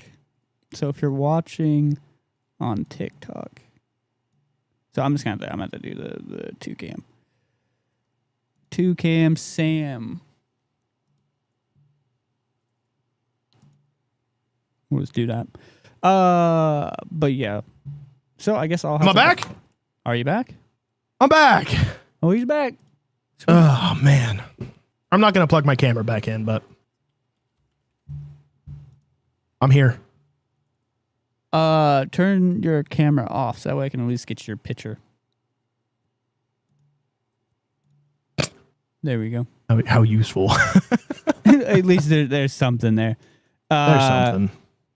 But yeah, no, go hit those. Go follow the TikTok and the Instagram so that way you can get updates on our fridge. We'll do something funny over there. But also there is a 30-day free trial for Hulu. So if you're somebody that's been wanting to watch anything on Hulu, we got you. Sweet Nostalgia got you. Also, if you're somebody that wants to get into those gamer energy drinks, and if you ever heard of the brand, like the powder? Dubby, you can head over to dubby.com. There's a link in there. Dubby.com. You can go get yourself a shaker, find yourself the good powder over there. Basically, Get yourself a little anime waifu. Yeah, shaker cup. Basically, think of it like, just your gamer fuel kind of stuff. I don't want to compare it to anything, but W being its own thing, WBW. But they have caffeinated and non-caffeinated, a bunch of different flavors to fit your liking. But you can head over there and use promo code SNostalgia and you get 10% off of your entire order. I think that's about it. I don't think we have any other fancy stuff in that link tree. Oh, also, if you're somebody that creates music or art, you can head over there and we have a link, a submission link there where you can submit your music or your art, and we'll showcase it on the show in the first 10 minutes of the show and give you a shout out and everything to help. We do that to help build a community. It's something you help us, we help you kind of thing. Scratching each other's backs. You scratch our back. There we go. You scratch our backs, we'll show your art. I think it was I was talking about because I did a whole bit for a while because Anna and I watched the Dahmer Netflix series or whatever. Oh yeah. Yeah, he's like party hardy. He's like, oh party hardy. Go down to Kenosha, and then I remember you telling me about this. Yeah, and there's his mom, his grandma was talking there's this sweet lady Barb. Barb. Yeah, dude, Makes that a mean accent, rhubarb pie. Barb and her rhubarb. Dude, that accent is fucking hilarious. Barb and her rhubarb. Yeah, Barb down in Kenosha, she makes a mean over there in Kenosha. Old Barb makes a mean rhubarb pie. Rhubarb pie. It's God's country. Yeah, welcome to God's country. This is God's country. But you show Barb your art. Hey, Barb, over in Kenosha, you want to see some? You want to see some art? My Barb art. Barb art. Yeah, Barb art. Barb art. Oh, Bob art. Barb art. God, we are cooked in the brain for sure. Oh, Barb and Bob. Barb and Bob down in Kenosha with their Bob art. Barb art. She's just walking around Barb art. Barb art. Barb art. It sounds like a Pokemon. I picked up Barb. I picked up this Pokemon from Kenosha. It's Barb art. Barb art, use Bob Ross. Yeah, Barb art. Barb art. Jesus. Oh, Barb art. It's fucking Dude, if we ever play a Pokemon game on the channel, first Pokemon's getting named Barb art. Barb art. That would be something that we should probably do. Play Red or something like that. Play an old Pokemon game. Yeah, we can do that. Need to play some more Coliseum. It's still one of our best videos. You want to use your Fade Ran again? Sure. I still think I'll check afterwards. Yeah, I think since we're having some technical difficulties with his internet and stuff Internet's not being cooperative tonight. We'll probably end it up around there. And I think we kind of ran our stuff about talking about Assassin's Creed. I think we've kind of collectively, realized that we don't really care for Assassin's Creed all that much. As much as not anymore, anyway. That we thought we did talking about the subject. It's one of those things of it was good at first, and then it got real bad, and then it petered out. Yeah, what we did say at the beginning, the rise and the fall of Assassin's Creed, and it fell hard. Hard, tanked even. Hard, fell. I mean, they still have dedicated followers, but props to you. Yeah, but that's the thing though. You got dedicated followers for what? The first couple games. And then just everything else, it just, and then they're doing, once again, I mean, not to get political, but they're just doing what every other media outlet is doing or has done and gotten very political with certain things and certain aspects their aspects of their games, and just kind of teetering away from just making a good story and focusing too much on pushing an agenda. You know what I mean? And that's just kind of not how you should make a video game. You should just make a video game. It's a huge. Honestly, for me, it's just a huge turn off when they do stuff like that. Yeah, it's like it's kind of unnecessary, you know. Because here's the thing, like regardless of what side of that fence you're on, you know, this is relevant because, you know, obviously the latest Assassin's Creed did this, and that what them doing this caught them a lot of flack. Whenever it comes to making a video game, putting your political agenda into it is just, I mean, I get it. It's your medium, and you know, you can use it to express yourself and use it. But here's the thing: you can't very well clap back at people for giving you hate for it. There are people who are on the opposite side of you, right? And if you're not willing to take the hate for doing that, then don't do it. Because while you're free to express how you want in your art, people are free to express that they don't like your art for said reason.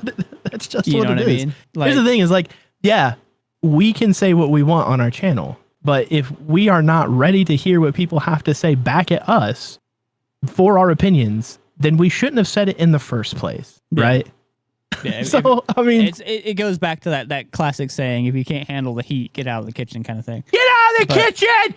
But I bet you one of your kids got Unless scared. you have HelloFresh. Then it's time to get back in the kitchen. You know, I bet you they probably did. They think I'm fucking yelling at them or something. Oh yeah, I bet Braden was in the kitchen right now. And he just freaking out of that damn thing. Kid's a bottomless pit, man. God. But yeah, it's one of those things of, you know, putting Barbart definitely a new vocal stem. Oh, that Barbart. Yeah, 100% a new vocal stem. Who said For that? sure. Harmony did. She said it on TikTok. I just don't have the TikTok chat pulled up. No, you're good, bro. Barbart. It really is. I'm not gonna lie to you. I hard agree with it. I hard agree with Harmony there. It's Barbart. But yeah, it's one of those things of, you know, video games are a play. This is my opinion of it. So if you don't like it, that's your problem. Video games, people use video games to escape the real world and the real problems in the real world. Yeah. And so when you start putting real world problems, like unless if it's honestly, unless if it's a military game and you're putting real life conflicts and stuff like that into it, I don't want to fucking, you know, I just don't want military games and life simulations. Yeah, sure. Like that's what they're built around. But whenever you're giving me a game about feudal Japan, where these current political social issues are not a thing, did not exist. The things that you're putting in that game did not exist. Like the thing that they're getting a flack of there being a woman sumo. You know what I mean? Because that's just not a thing in Japan. Be mad about it in America all you want. Japan is Japan, and they do stuff their own way, and never in Japan has there been a female sumo. It's just not something that happens. Females in Japan are not allowed to be sumos. That's just, can't be mad at anybody because that's just Japan. But so be mad at Japan. Don't be like, you know. But and then they made a female sumo in the game or whatever, and it's just. It's stuff that a game that is so highly praised for its like history stuff and history accuracy about certain things or whatever.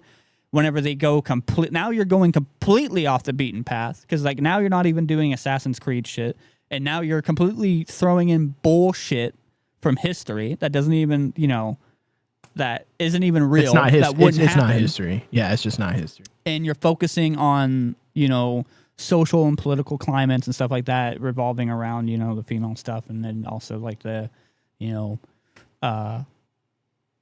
sexualities and things like that, when those were not a thing in feudal Japan. You know what I mean? Those were not social political stuff was not a thing in feudal Japan thousands of years ago. So the fact that you're putting that into a video game, and you know, and you're a franchise that focuses so heavily on historic stuff, it just, of course you're gonna get flack for it, and of course people are coming into play again. And once again, I'm gonna say this on the top of it. What I'm saying has no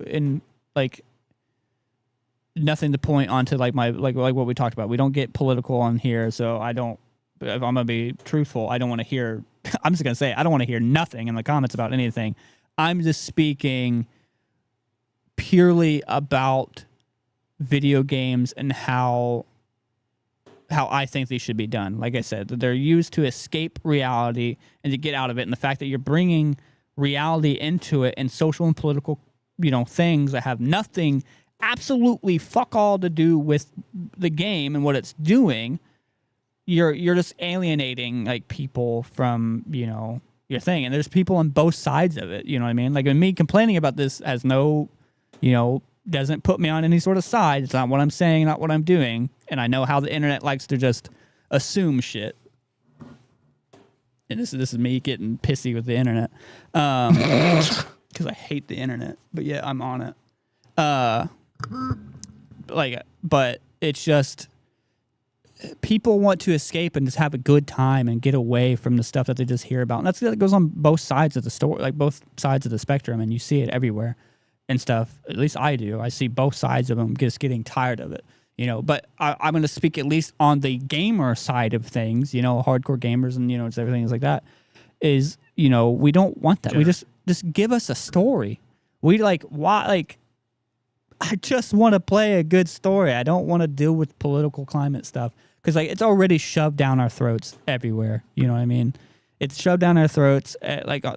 No matter what side of the spectrum you're on, even if you're in the middle of it, TikTok, Facebook, Instagram, there's always somebody posting something about the political climate, the social political climate. And it's just I don't want it in my video games. I just want to play a game. I want to get away from this crazy shit. Away from, just the brain numbing stuff of, who's right and who's left or whatever. You know what I mean?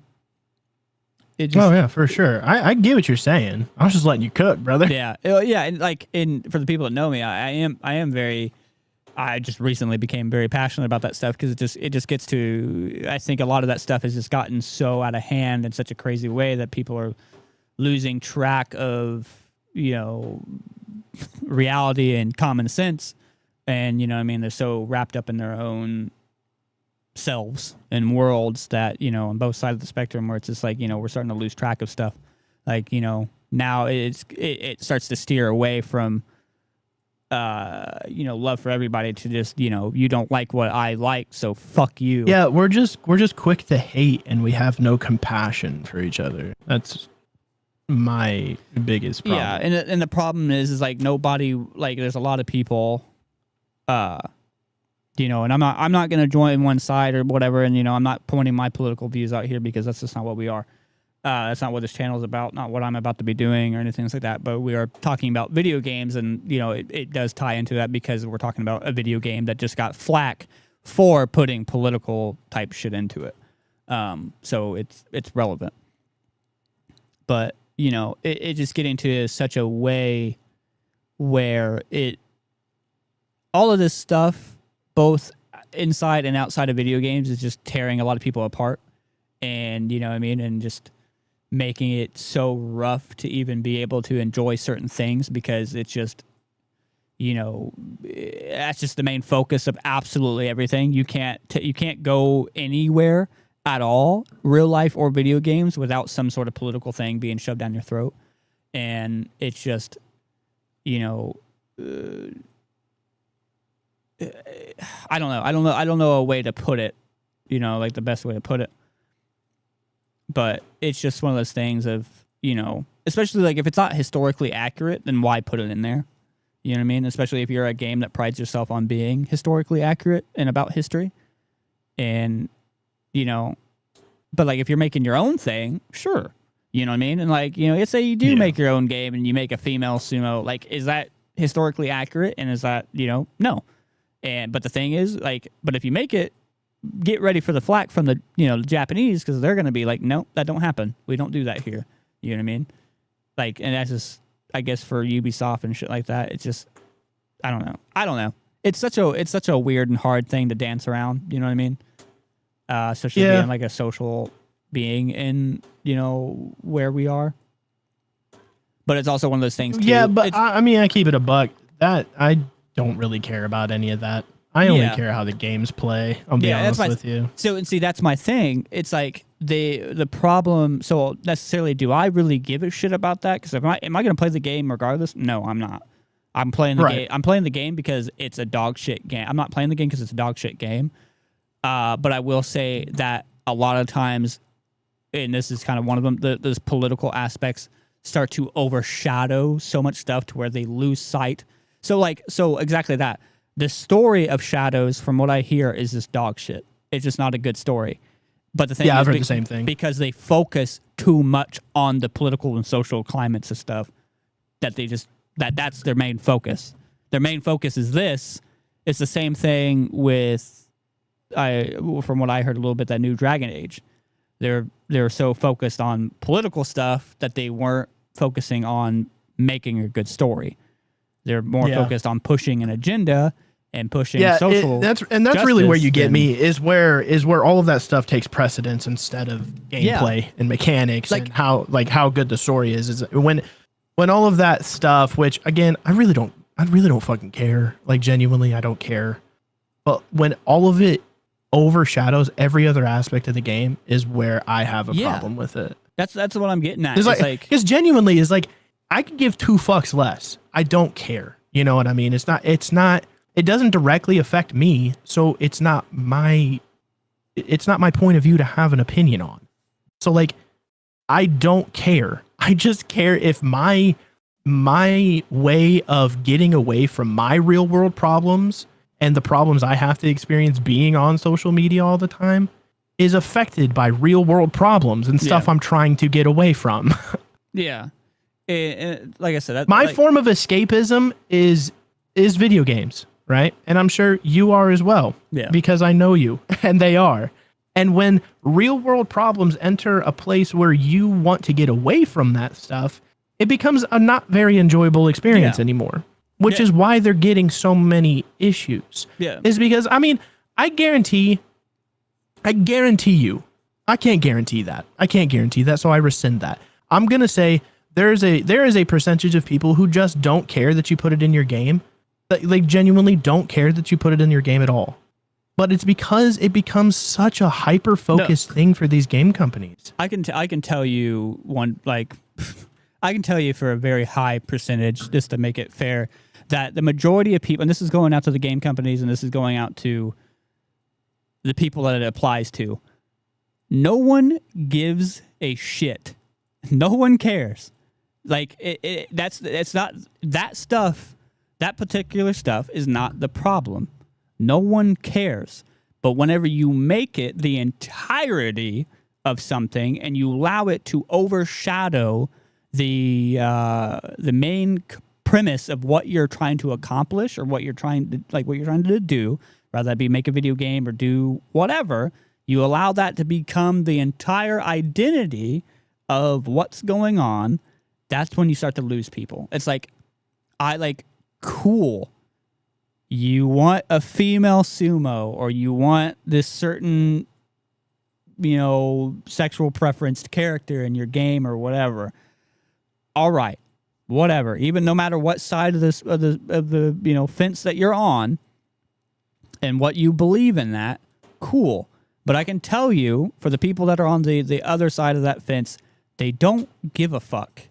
No one really cares. But it's just whenever you, like what James has said, whenever you just allow it to take over and it just be the whole premise. It's like, so like, why am I playing a game about ninjas or whatever in feudal Japan, but yet every second sentence I'm having to hear something about this whole political or social climate stuff, when it's like, I want to be here, like, I want to hear why is there this female, sumo? Like, give me a good story about how she's overcoming, Japan's thing about there not being it, but not, or just it just being like, that's just it. Make it a Mulan story. That'd be sick. Yeah, or something like that. Like, there's so holy crap, that'd be cool. There's so many stories of like that have been around for ages. There's Mulan and stuff like that.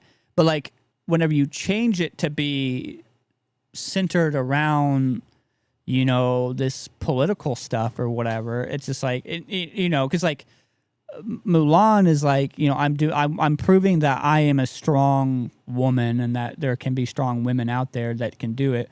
And then, there's other stories where it's just like, well, I'm just a woman. And that's it. It's like, well, are you, or what? I don't know. It's just, you know what I'm saying, where I'm getting at with it.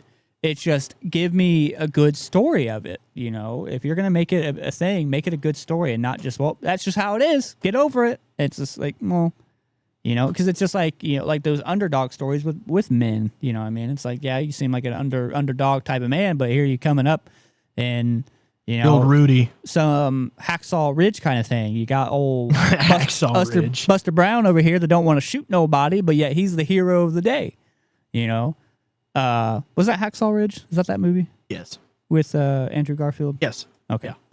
Yeah. But yeah, it's just stop putting politics into your game unless if it's relevant to what's going on. And in my opinion too, like if you're going to use your media to I don't know, I think politics should just stay out of video games. In my opinion, I understand using your art and everything and using art to push certain political stuff. But it's like whenever it's not relevant to the game or it's not relevant to the story, and then you're allowing it to overcome the overall quality of your game just to do something. It's just, I don't know. Go make a video or go make like a short story or something like that. Make art. Go protest. I don't know. I don't know. It makes it really hard to enjoy certain games whenever you put that political stuff in there, but it's completely irrelevant to what's going on. Make it, if you're going to put it in there, make it relevant. Make it a part of the story, or make it, something. Because like I said, you come into these video games to enjoy a story or enjoy, like, to get lost in the world or whatever. But whenever you're just throwing in mindless bullshit just for like a political, FU to, the opposite party or whatever. And it's just like us as the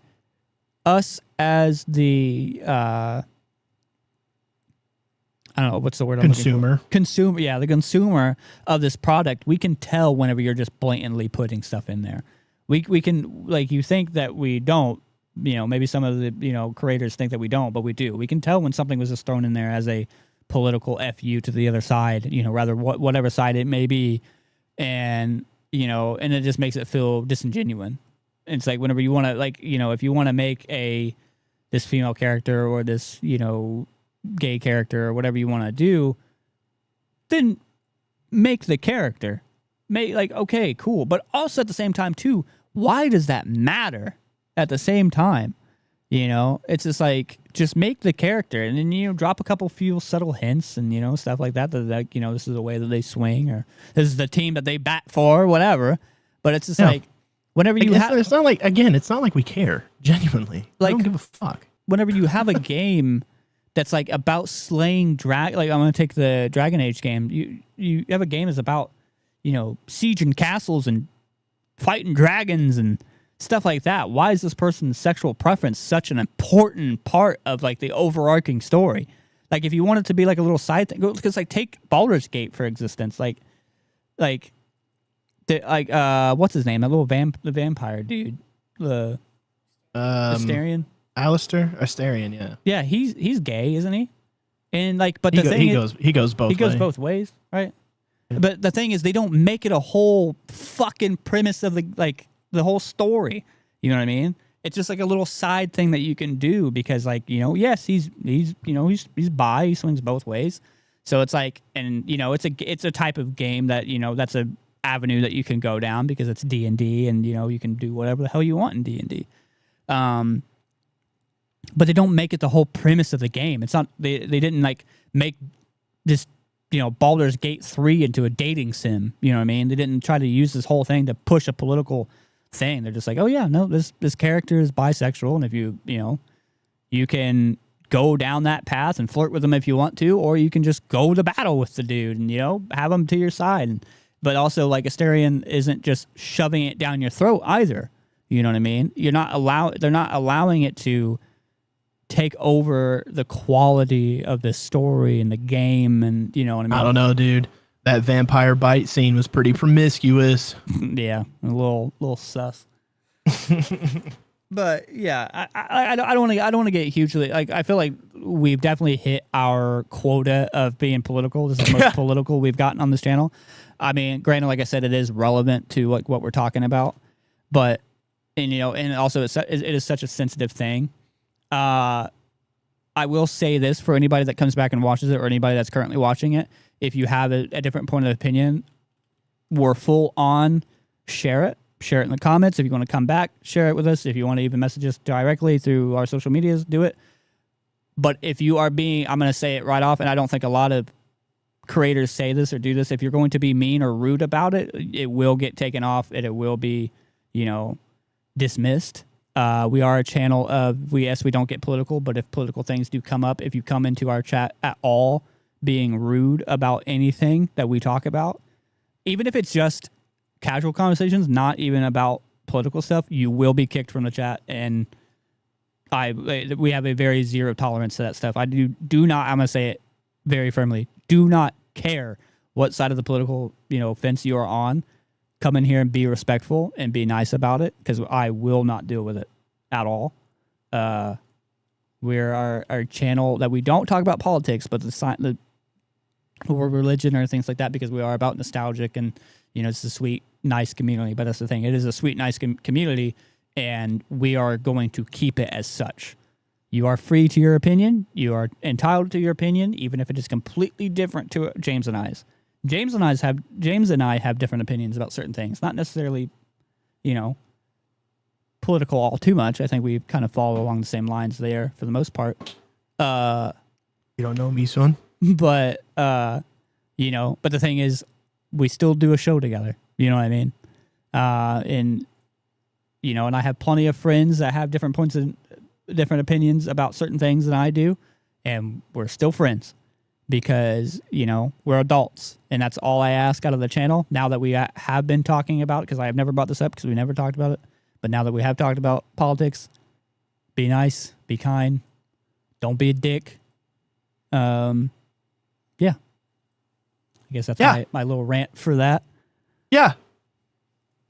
Yeah. But also don't bring politics into the channel. This is not a political channel. If you want to go talk about politics, if it's relevant to what we're talking about, obviously bring it up. We're talking about politics into video games. Don't start bringing politics in general outside of video games up.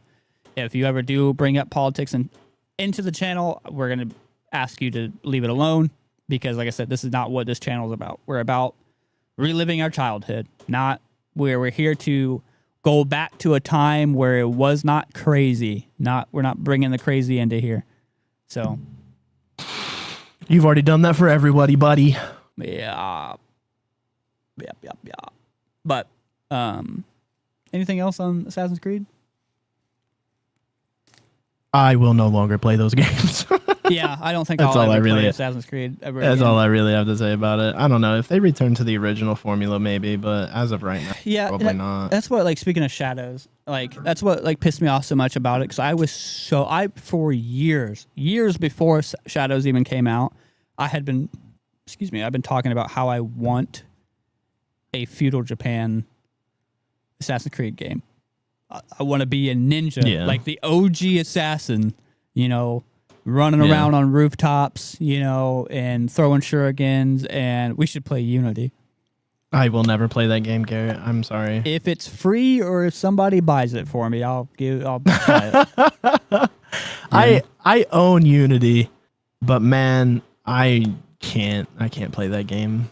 I did not have the fun that you had playing it, unfortunately. I never played it, so I'll give it a go. I'm always down for multiplayer stuff, especially if it's sneaky. I mean, Garrett definitely knows. Sneaky. If it's sneaky, and I do enjoy multiplayer stuff where you got to get into sync and stuff. That's why I enjoy playing, shit that's why I wish Ghost Recon was good. You know what I mean? Wildlands or whatever. Or Wildlands is good. No, not Breakpoint. Bad. That's why I wish Breakpoint was good. Because if Breakpoint just and if worked, I'm not mistaken, I think that's a Ubisoft game. It is a Ubisoft game. So Ubisoft. See, the only reason, here's the thing about Breakpoint, right? The only reason I don't like Breakpoint, really, I can get over the bugs. I don't really give a shit. but it's when you complete the like first intro mission, they hit you with every single DLC all at the same time. Oh yeah. And like a mumbo jumbo full of bullshit. And like you open it up to go pick a mission. It's like, hey, this is year 1, 2, and 3 missions. Good luck deciphering which ones you're currently doing. Yeah. I was about to like bring up New Vegas or like Fallout for a reference, but they also they hit you with everything, but you can also toggle off and on, and you know exactly what is the main mission and what isn't. Yeah, but that's an easy mod for me. I just have them proc when I want them to proc. But because like I just started playing, we haven't talked about. Have we talked about Fallout? No, I've brought it up, but I'm pretty sure it's wrote down even. I don't think it is written down because I don't know why we haven't. I don't know why I haven't brought that up to talk about it. I don't know, dude. Well, you got a sneak peek into next week. We're talking about Fallout. We'll talk about Fallout next week. If you like Fallout, come talk to us next week. Because I don't know why we haven't talked about Fallout. It's dumb that we haven't. But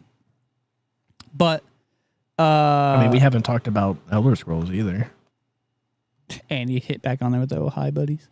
Hey, buddy. But yeah, no. Ubisoft just can't. Between Ubisoft and EA, man, just don't know how to. EA, I'll say EA has gotten a lot better. They're not much better, but they've gotten better.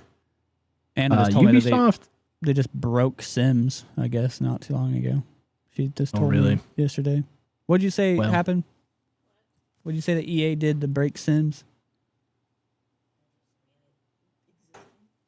She said this mainly existing, but didn't you say that they just recently released something that? Oh. Oh, I guess they just recently released a patch and it broke the game.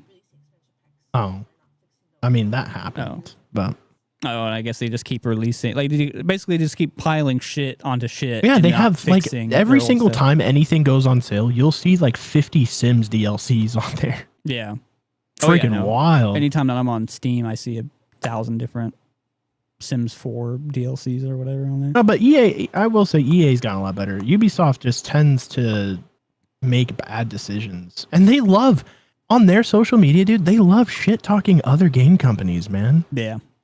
Like when Larian Studios for Baldur's Gate 3 got like massive Game of the Year stuff, man, Ubisoft was out there like, man, consumers just don't know what they want anymore. Oh, they yeah, I remember that. Yeah, EA trying to be... I was like, Baldur's Gate Ubisoft.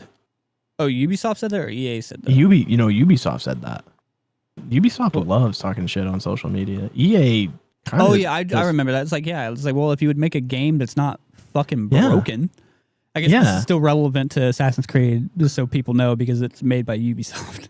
But relevant or not, I don't really care. And the thing is, man, the people need to know. Stop buying Ubisoft stuff. If you have Ubisoft Plus on any platform, stop, man. Those games, they used to be good. Ubisoft used to be a great game company. Some of the best games came out of Ubisoft, but now it's just they're out of touch, man. It's wild.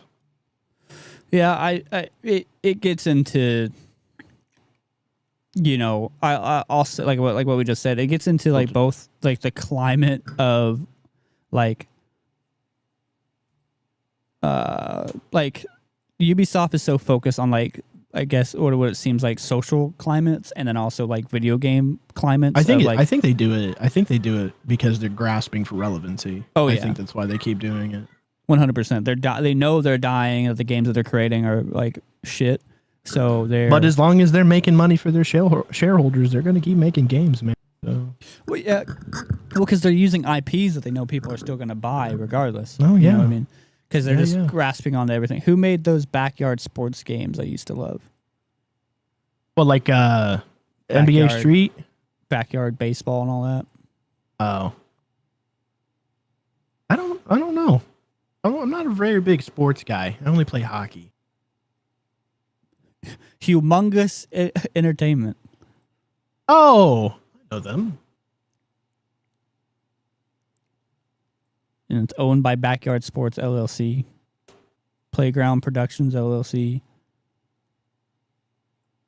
Those were fun games, though. Yeah, the developer is. I remember watching. I had a friend that played them. I don't remember who it was. humongous. And I never played it myself, but it looked fun. Only sports games I played. Now, I do like those games. I think they like. I mean, for a long time, the only sports games I actually played were like the NBA Street or the NFL Street. Dude, Remember those games?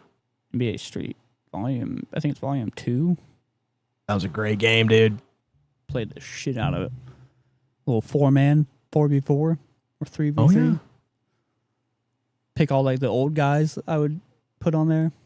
Now I'm just an old man and play Civilization. I'm gonna lie. I tried playing Madden, like the newest Madden, the other day. I just couldn't get behind it. It's too much. There's way too much, man. This is the side of EA I still don't like. Actually, is just the sports stuff, man. There's just way too much going on. I mean, if you're into it, awesome. You know, I mean, I'm glad you like sports so much. I wouldn't mind. I don't like sports that much. Yeah, I don't know. I loved playing. I'm one of those guys. I love playing sports. Like I loved playing football. Yeah, but I'm not back in the day. I'm not a stats guy. Yeah. You know what I mean? Like football anymore is just boring to watch. I can't get. I'm not baseball. a root for my team and know every player on the team kind of guy. You know what I mean? Yeah. Although I find it incredibly fascinating, people who like play fantasy football and stuff like that. I think that stuff is really fun, and I wish I could get into it, but I just don't have the patience or the knowledge to do it. Yeah, I think I would use it for betting. I would develop a gambling problem for sure.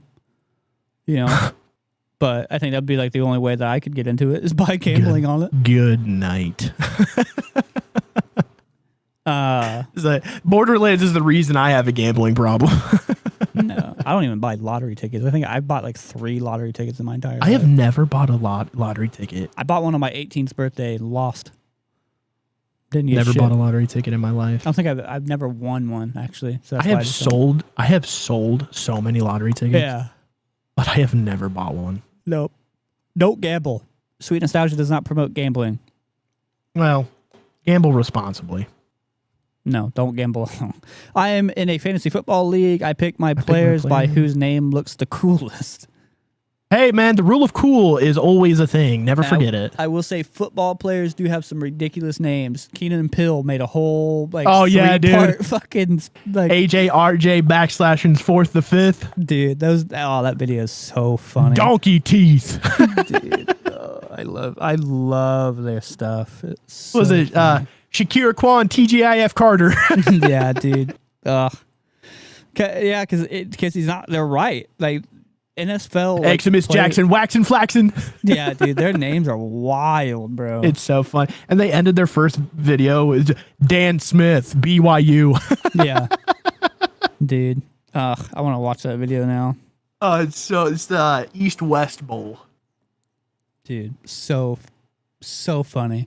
Check out Key and Peele's East-West Bowl. Very funny stuff. Hilarious. Also, just check out Key and Peele, dude. Those guys are funny. I don't know if do they still have their own show? I don't think they have a show, but they still like do stuff respectfully. Yeah, well, Jordan Peele makes horror movies now. I've played Donkey Teeth. I've placed first 2 years in a row and second and third the other years. So you're just playing with people who don't know what the hell they're doing. You kidding me? You pick people with cool names and you're like, yeah, I'm winning. This is wild. Hey man, sometimes the people with the cool names are on the best teams, you know. That's honestly probably why those teams picked them, because they had the cool names. She's like, wow, the name JJ Watt's cool. I'm gonna take that. Hey man. If the shoe fits. I'm gonna pick this dude named Gronkowski.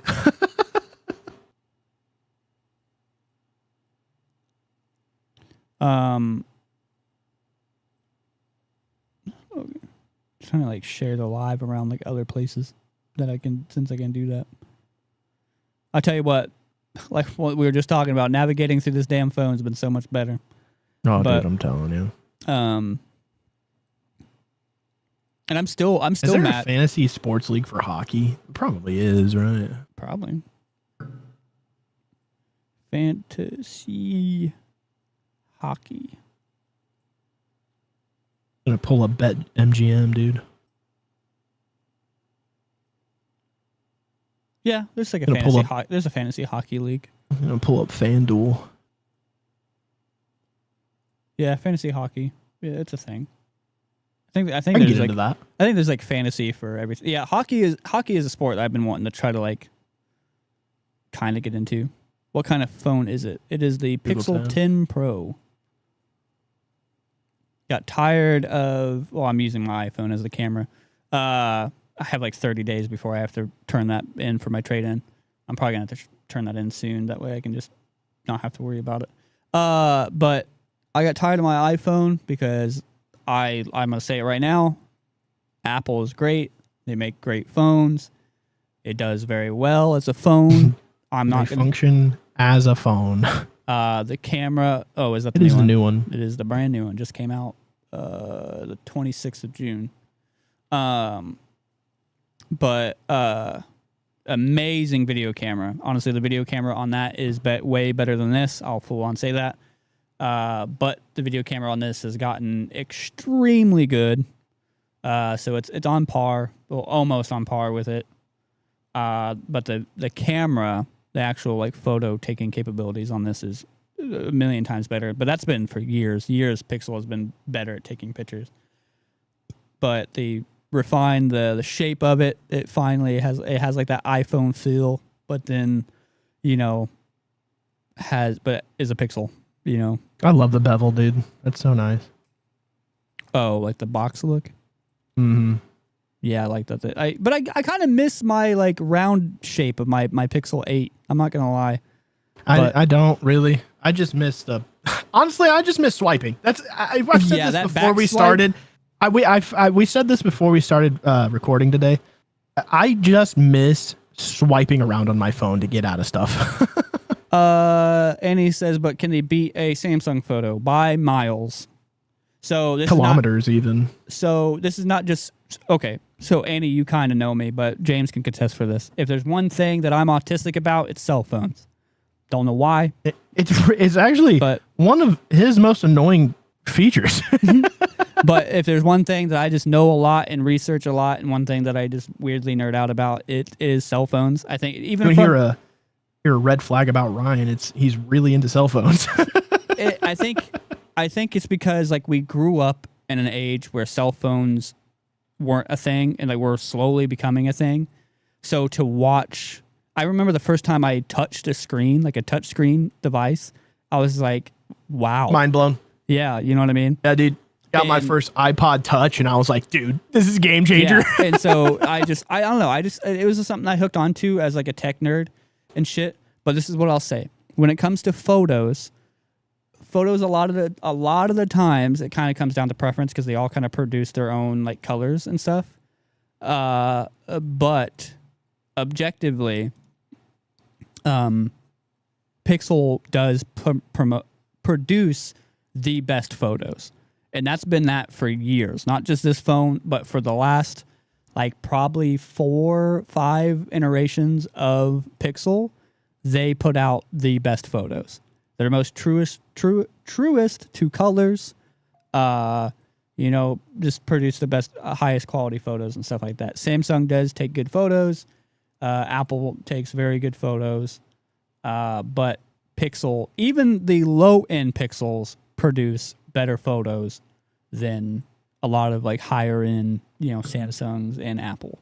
There's been countless blind camera tests done, and Google's came on top every time. But whenever it comes down to video quality, Apple takes that by. We surveyed 100 people. But no, there's a lot. Yeah, a lot of people did do that. Survey says, "Show me potato salad." That's my favorite bit, dude. Show me potato salad. But yeah, Google's where it's at. If you want an Android device, get a Google. Fuck Samsung. Samsung makes good foldable phones, but also you have the Pixel Fold, and the Pixel Fold, it's the Pixel, but it folds. Kind of cool. But I will say the Samsung Fold, like the Fold 7, is pretty freaking nice. Not gonna lie, my dad has one. Did you see that they made a new razor? Yeah, they've been making razors for a couple years now. At least like 3 years. But it's a fold now, isn't it? Or have they always been a fold? Yeah, it's been a fold. Yeah. Oh, yeah. Because they brought it back a couple years ago. Bring back the BlackBerry, dude. Blackberries, they're dead. I want my sidekick back. Yeah, sidekick was a sweet phone. Dude, give me back my juke. Yeah. Yeah, sidekick was good. I had like it was a Motorola Photon is what it was called. It was a phone with a built-in kickstand on the back of it. Sick. Yeah, it was pretty sick. Actually, it was super sick. It was just baked right into the back of the phone and everything. It just popped out like a Switch, like how the Switch has a kickstand in the back.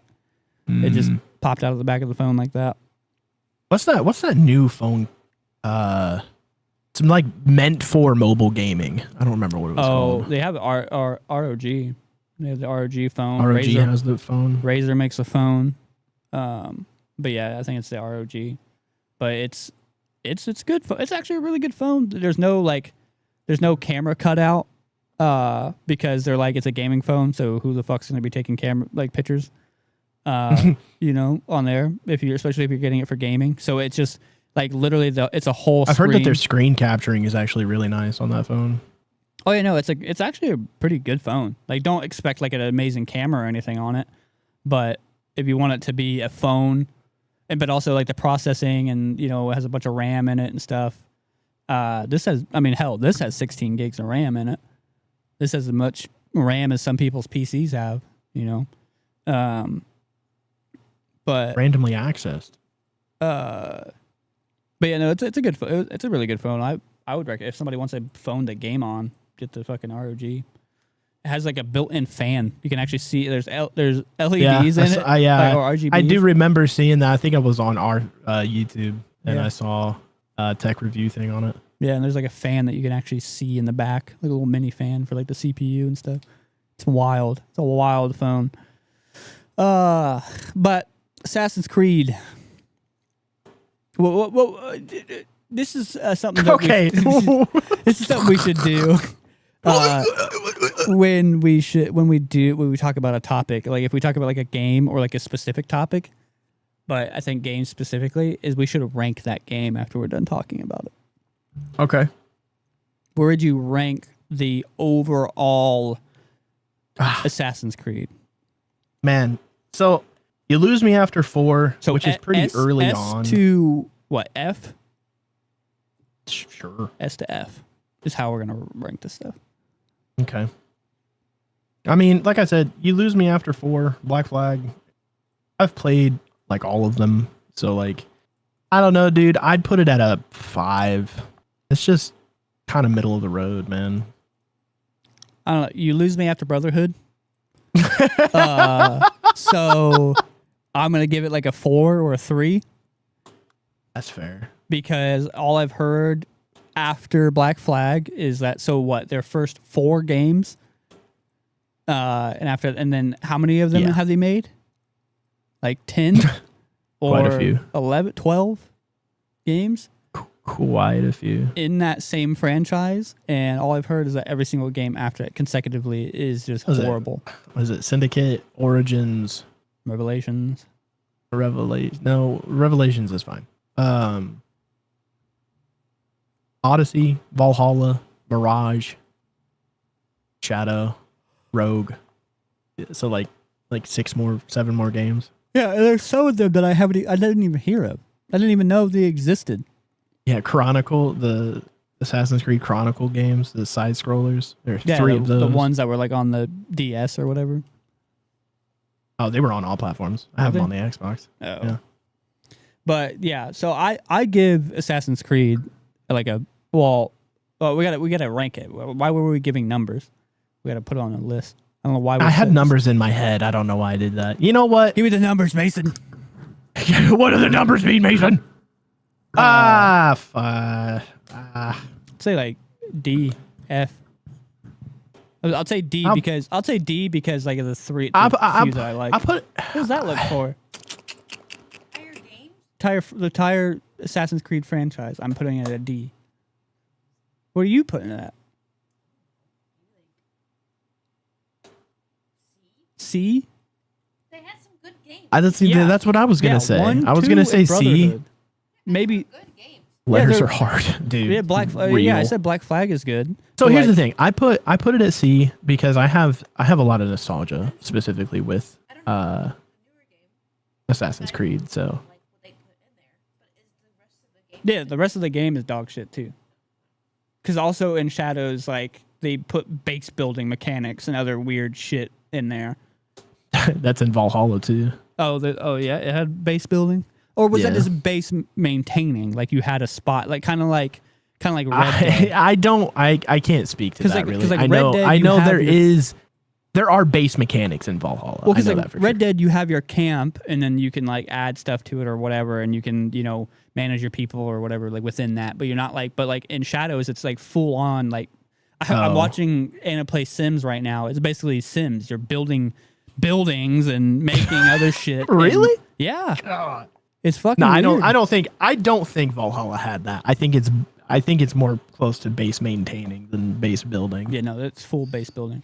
But I would put it as a D because it's just like I do enjoy 1, 2, and Brotherhood, but for me as well, like the fact that every other game, for the most part, after that, at least from both my standpoint and then the collective standpoint, have been bad. You know what I mean? Minus a few parts here and there.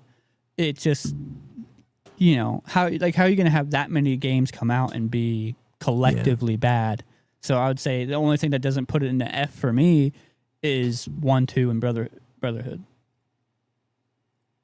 Fair. Stern but fair.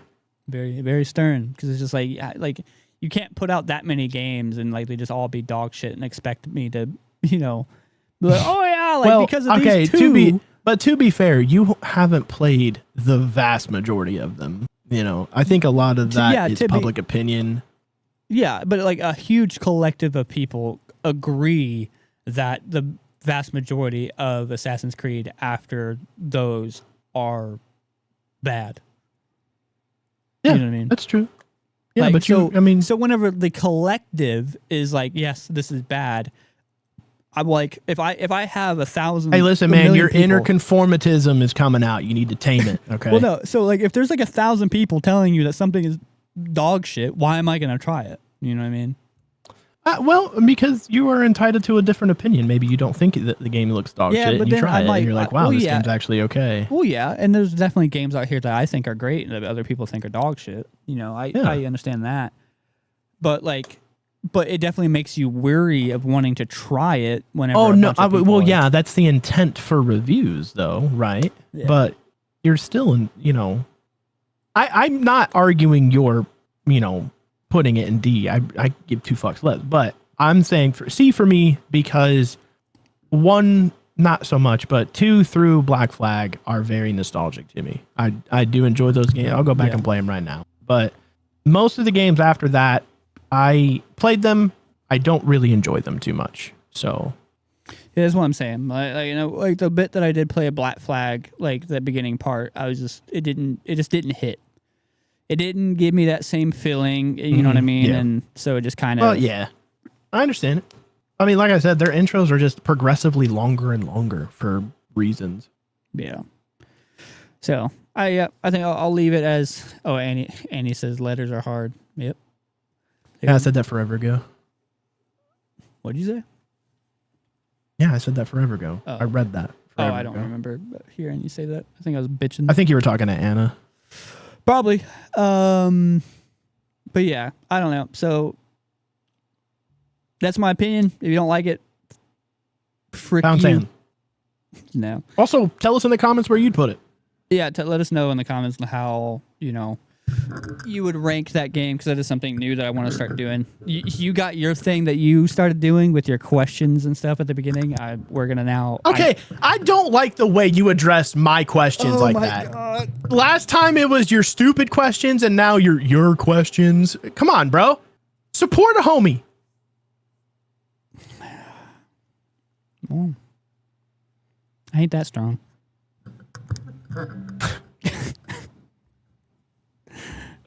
All right. Oh, brother. This guy stinks. No. No, All I right, don't. I don't man. have a problem with your questions. I like your questions. Yeah, that's what I'd say too. After calling me fat.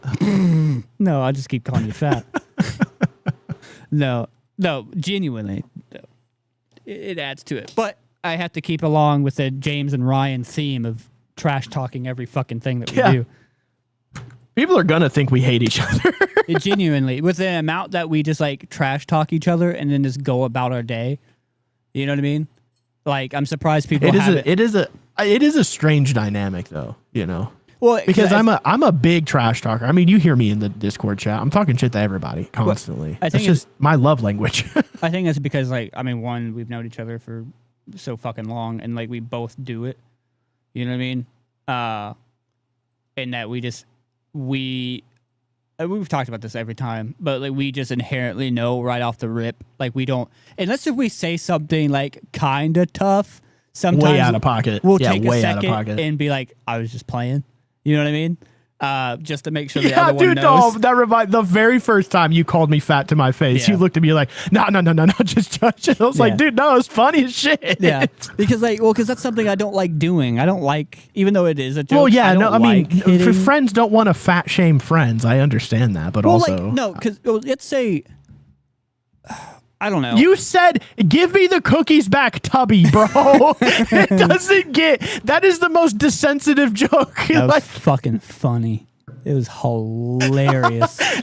you were immediately like, I'm just joking, bro. And I was like, it was fucking We funny, were- dude. We were dying after that. Oh, it was so funny. Oh, dude, I thought I wasn't going to be able to stop laughing. I thought I was going to have like that Joker syndrome where I just laugh all the time. I got weak in the knees, man. Dude, that was, It was so funny. ugh.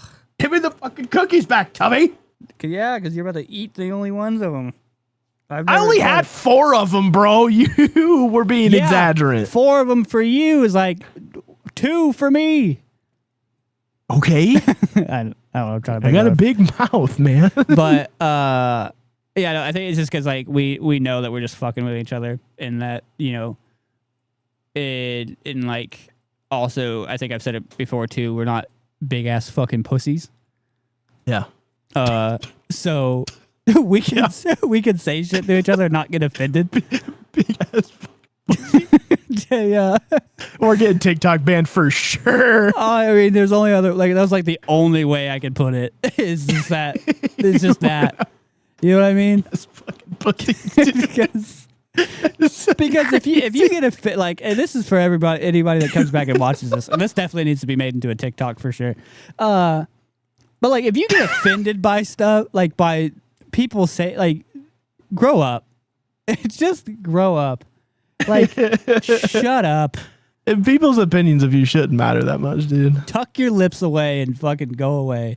Dude. Talk your what? Like, cause dude, you're a fucking fat giner, dude. Just We're also not big ass.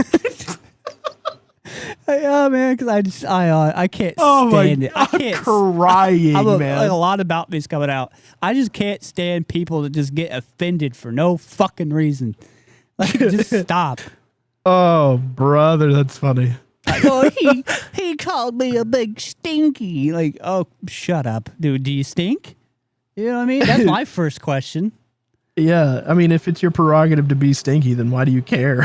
Yeah, and like, what if you are stinky? Own it. Own it.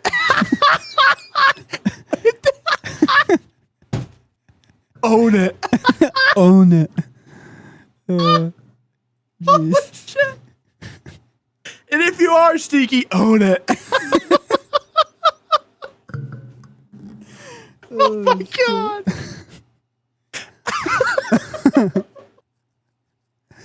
Oh shit. And if you are stinky, own it. Yeah. That guttural own it got me, bro. Oh Dude. my God. Or I don't know. Take a fucking shower then, stinky. Like that's my thing man. too. Listen, dude, it's your life. Live it how you want to. If But you if- are fat and you get called fat, don't be fat anymore if it hurts your feelings. Yeah, I mean, yeah. I was just about to say that. Like if facts hurt your opinion, dude, you're screwed in life. You're just screwed.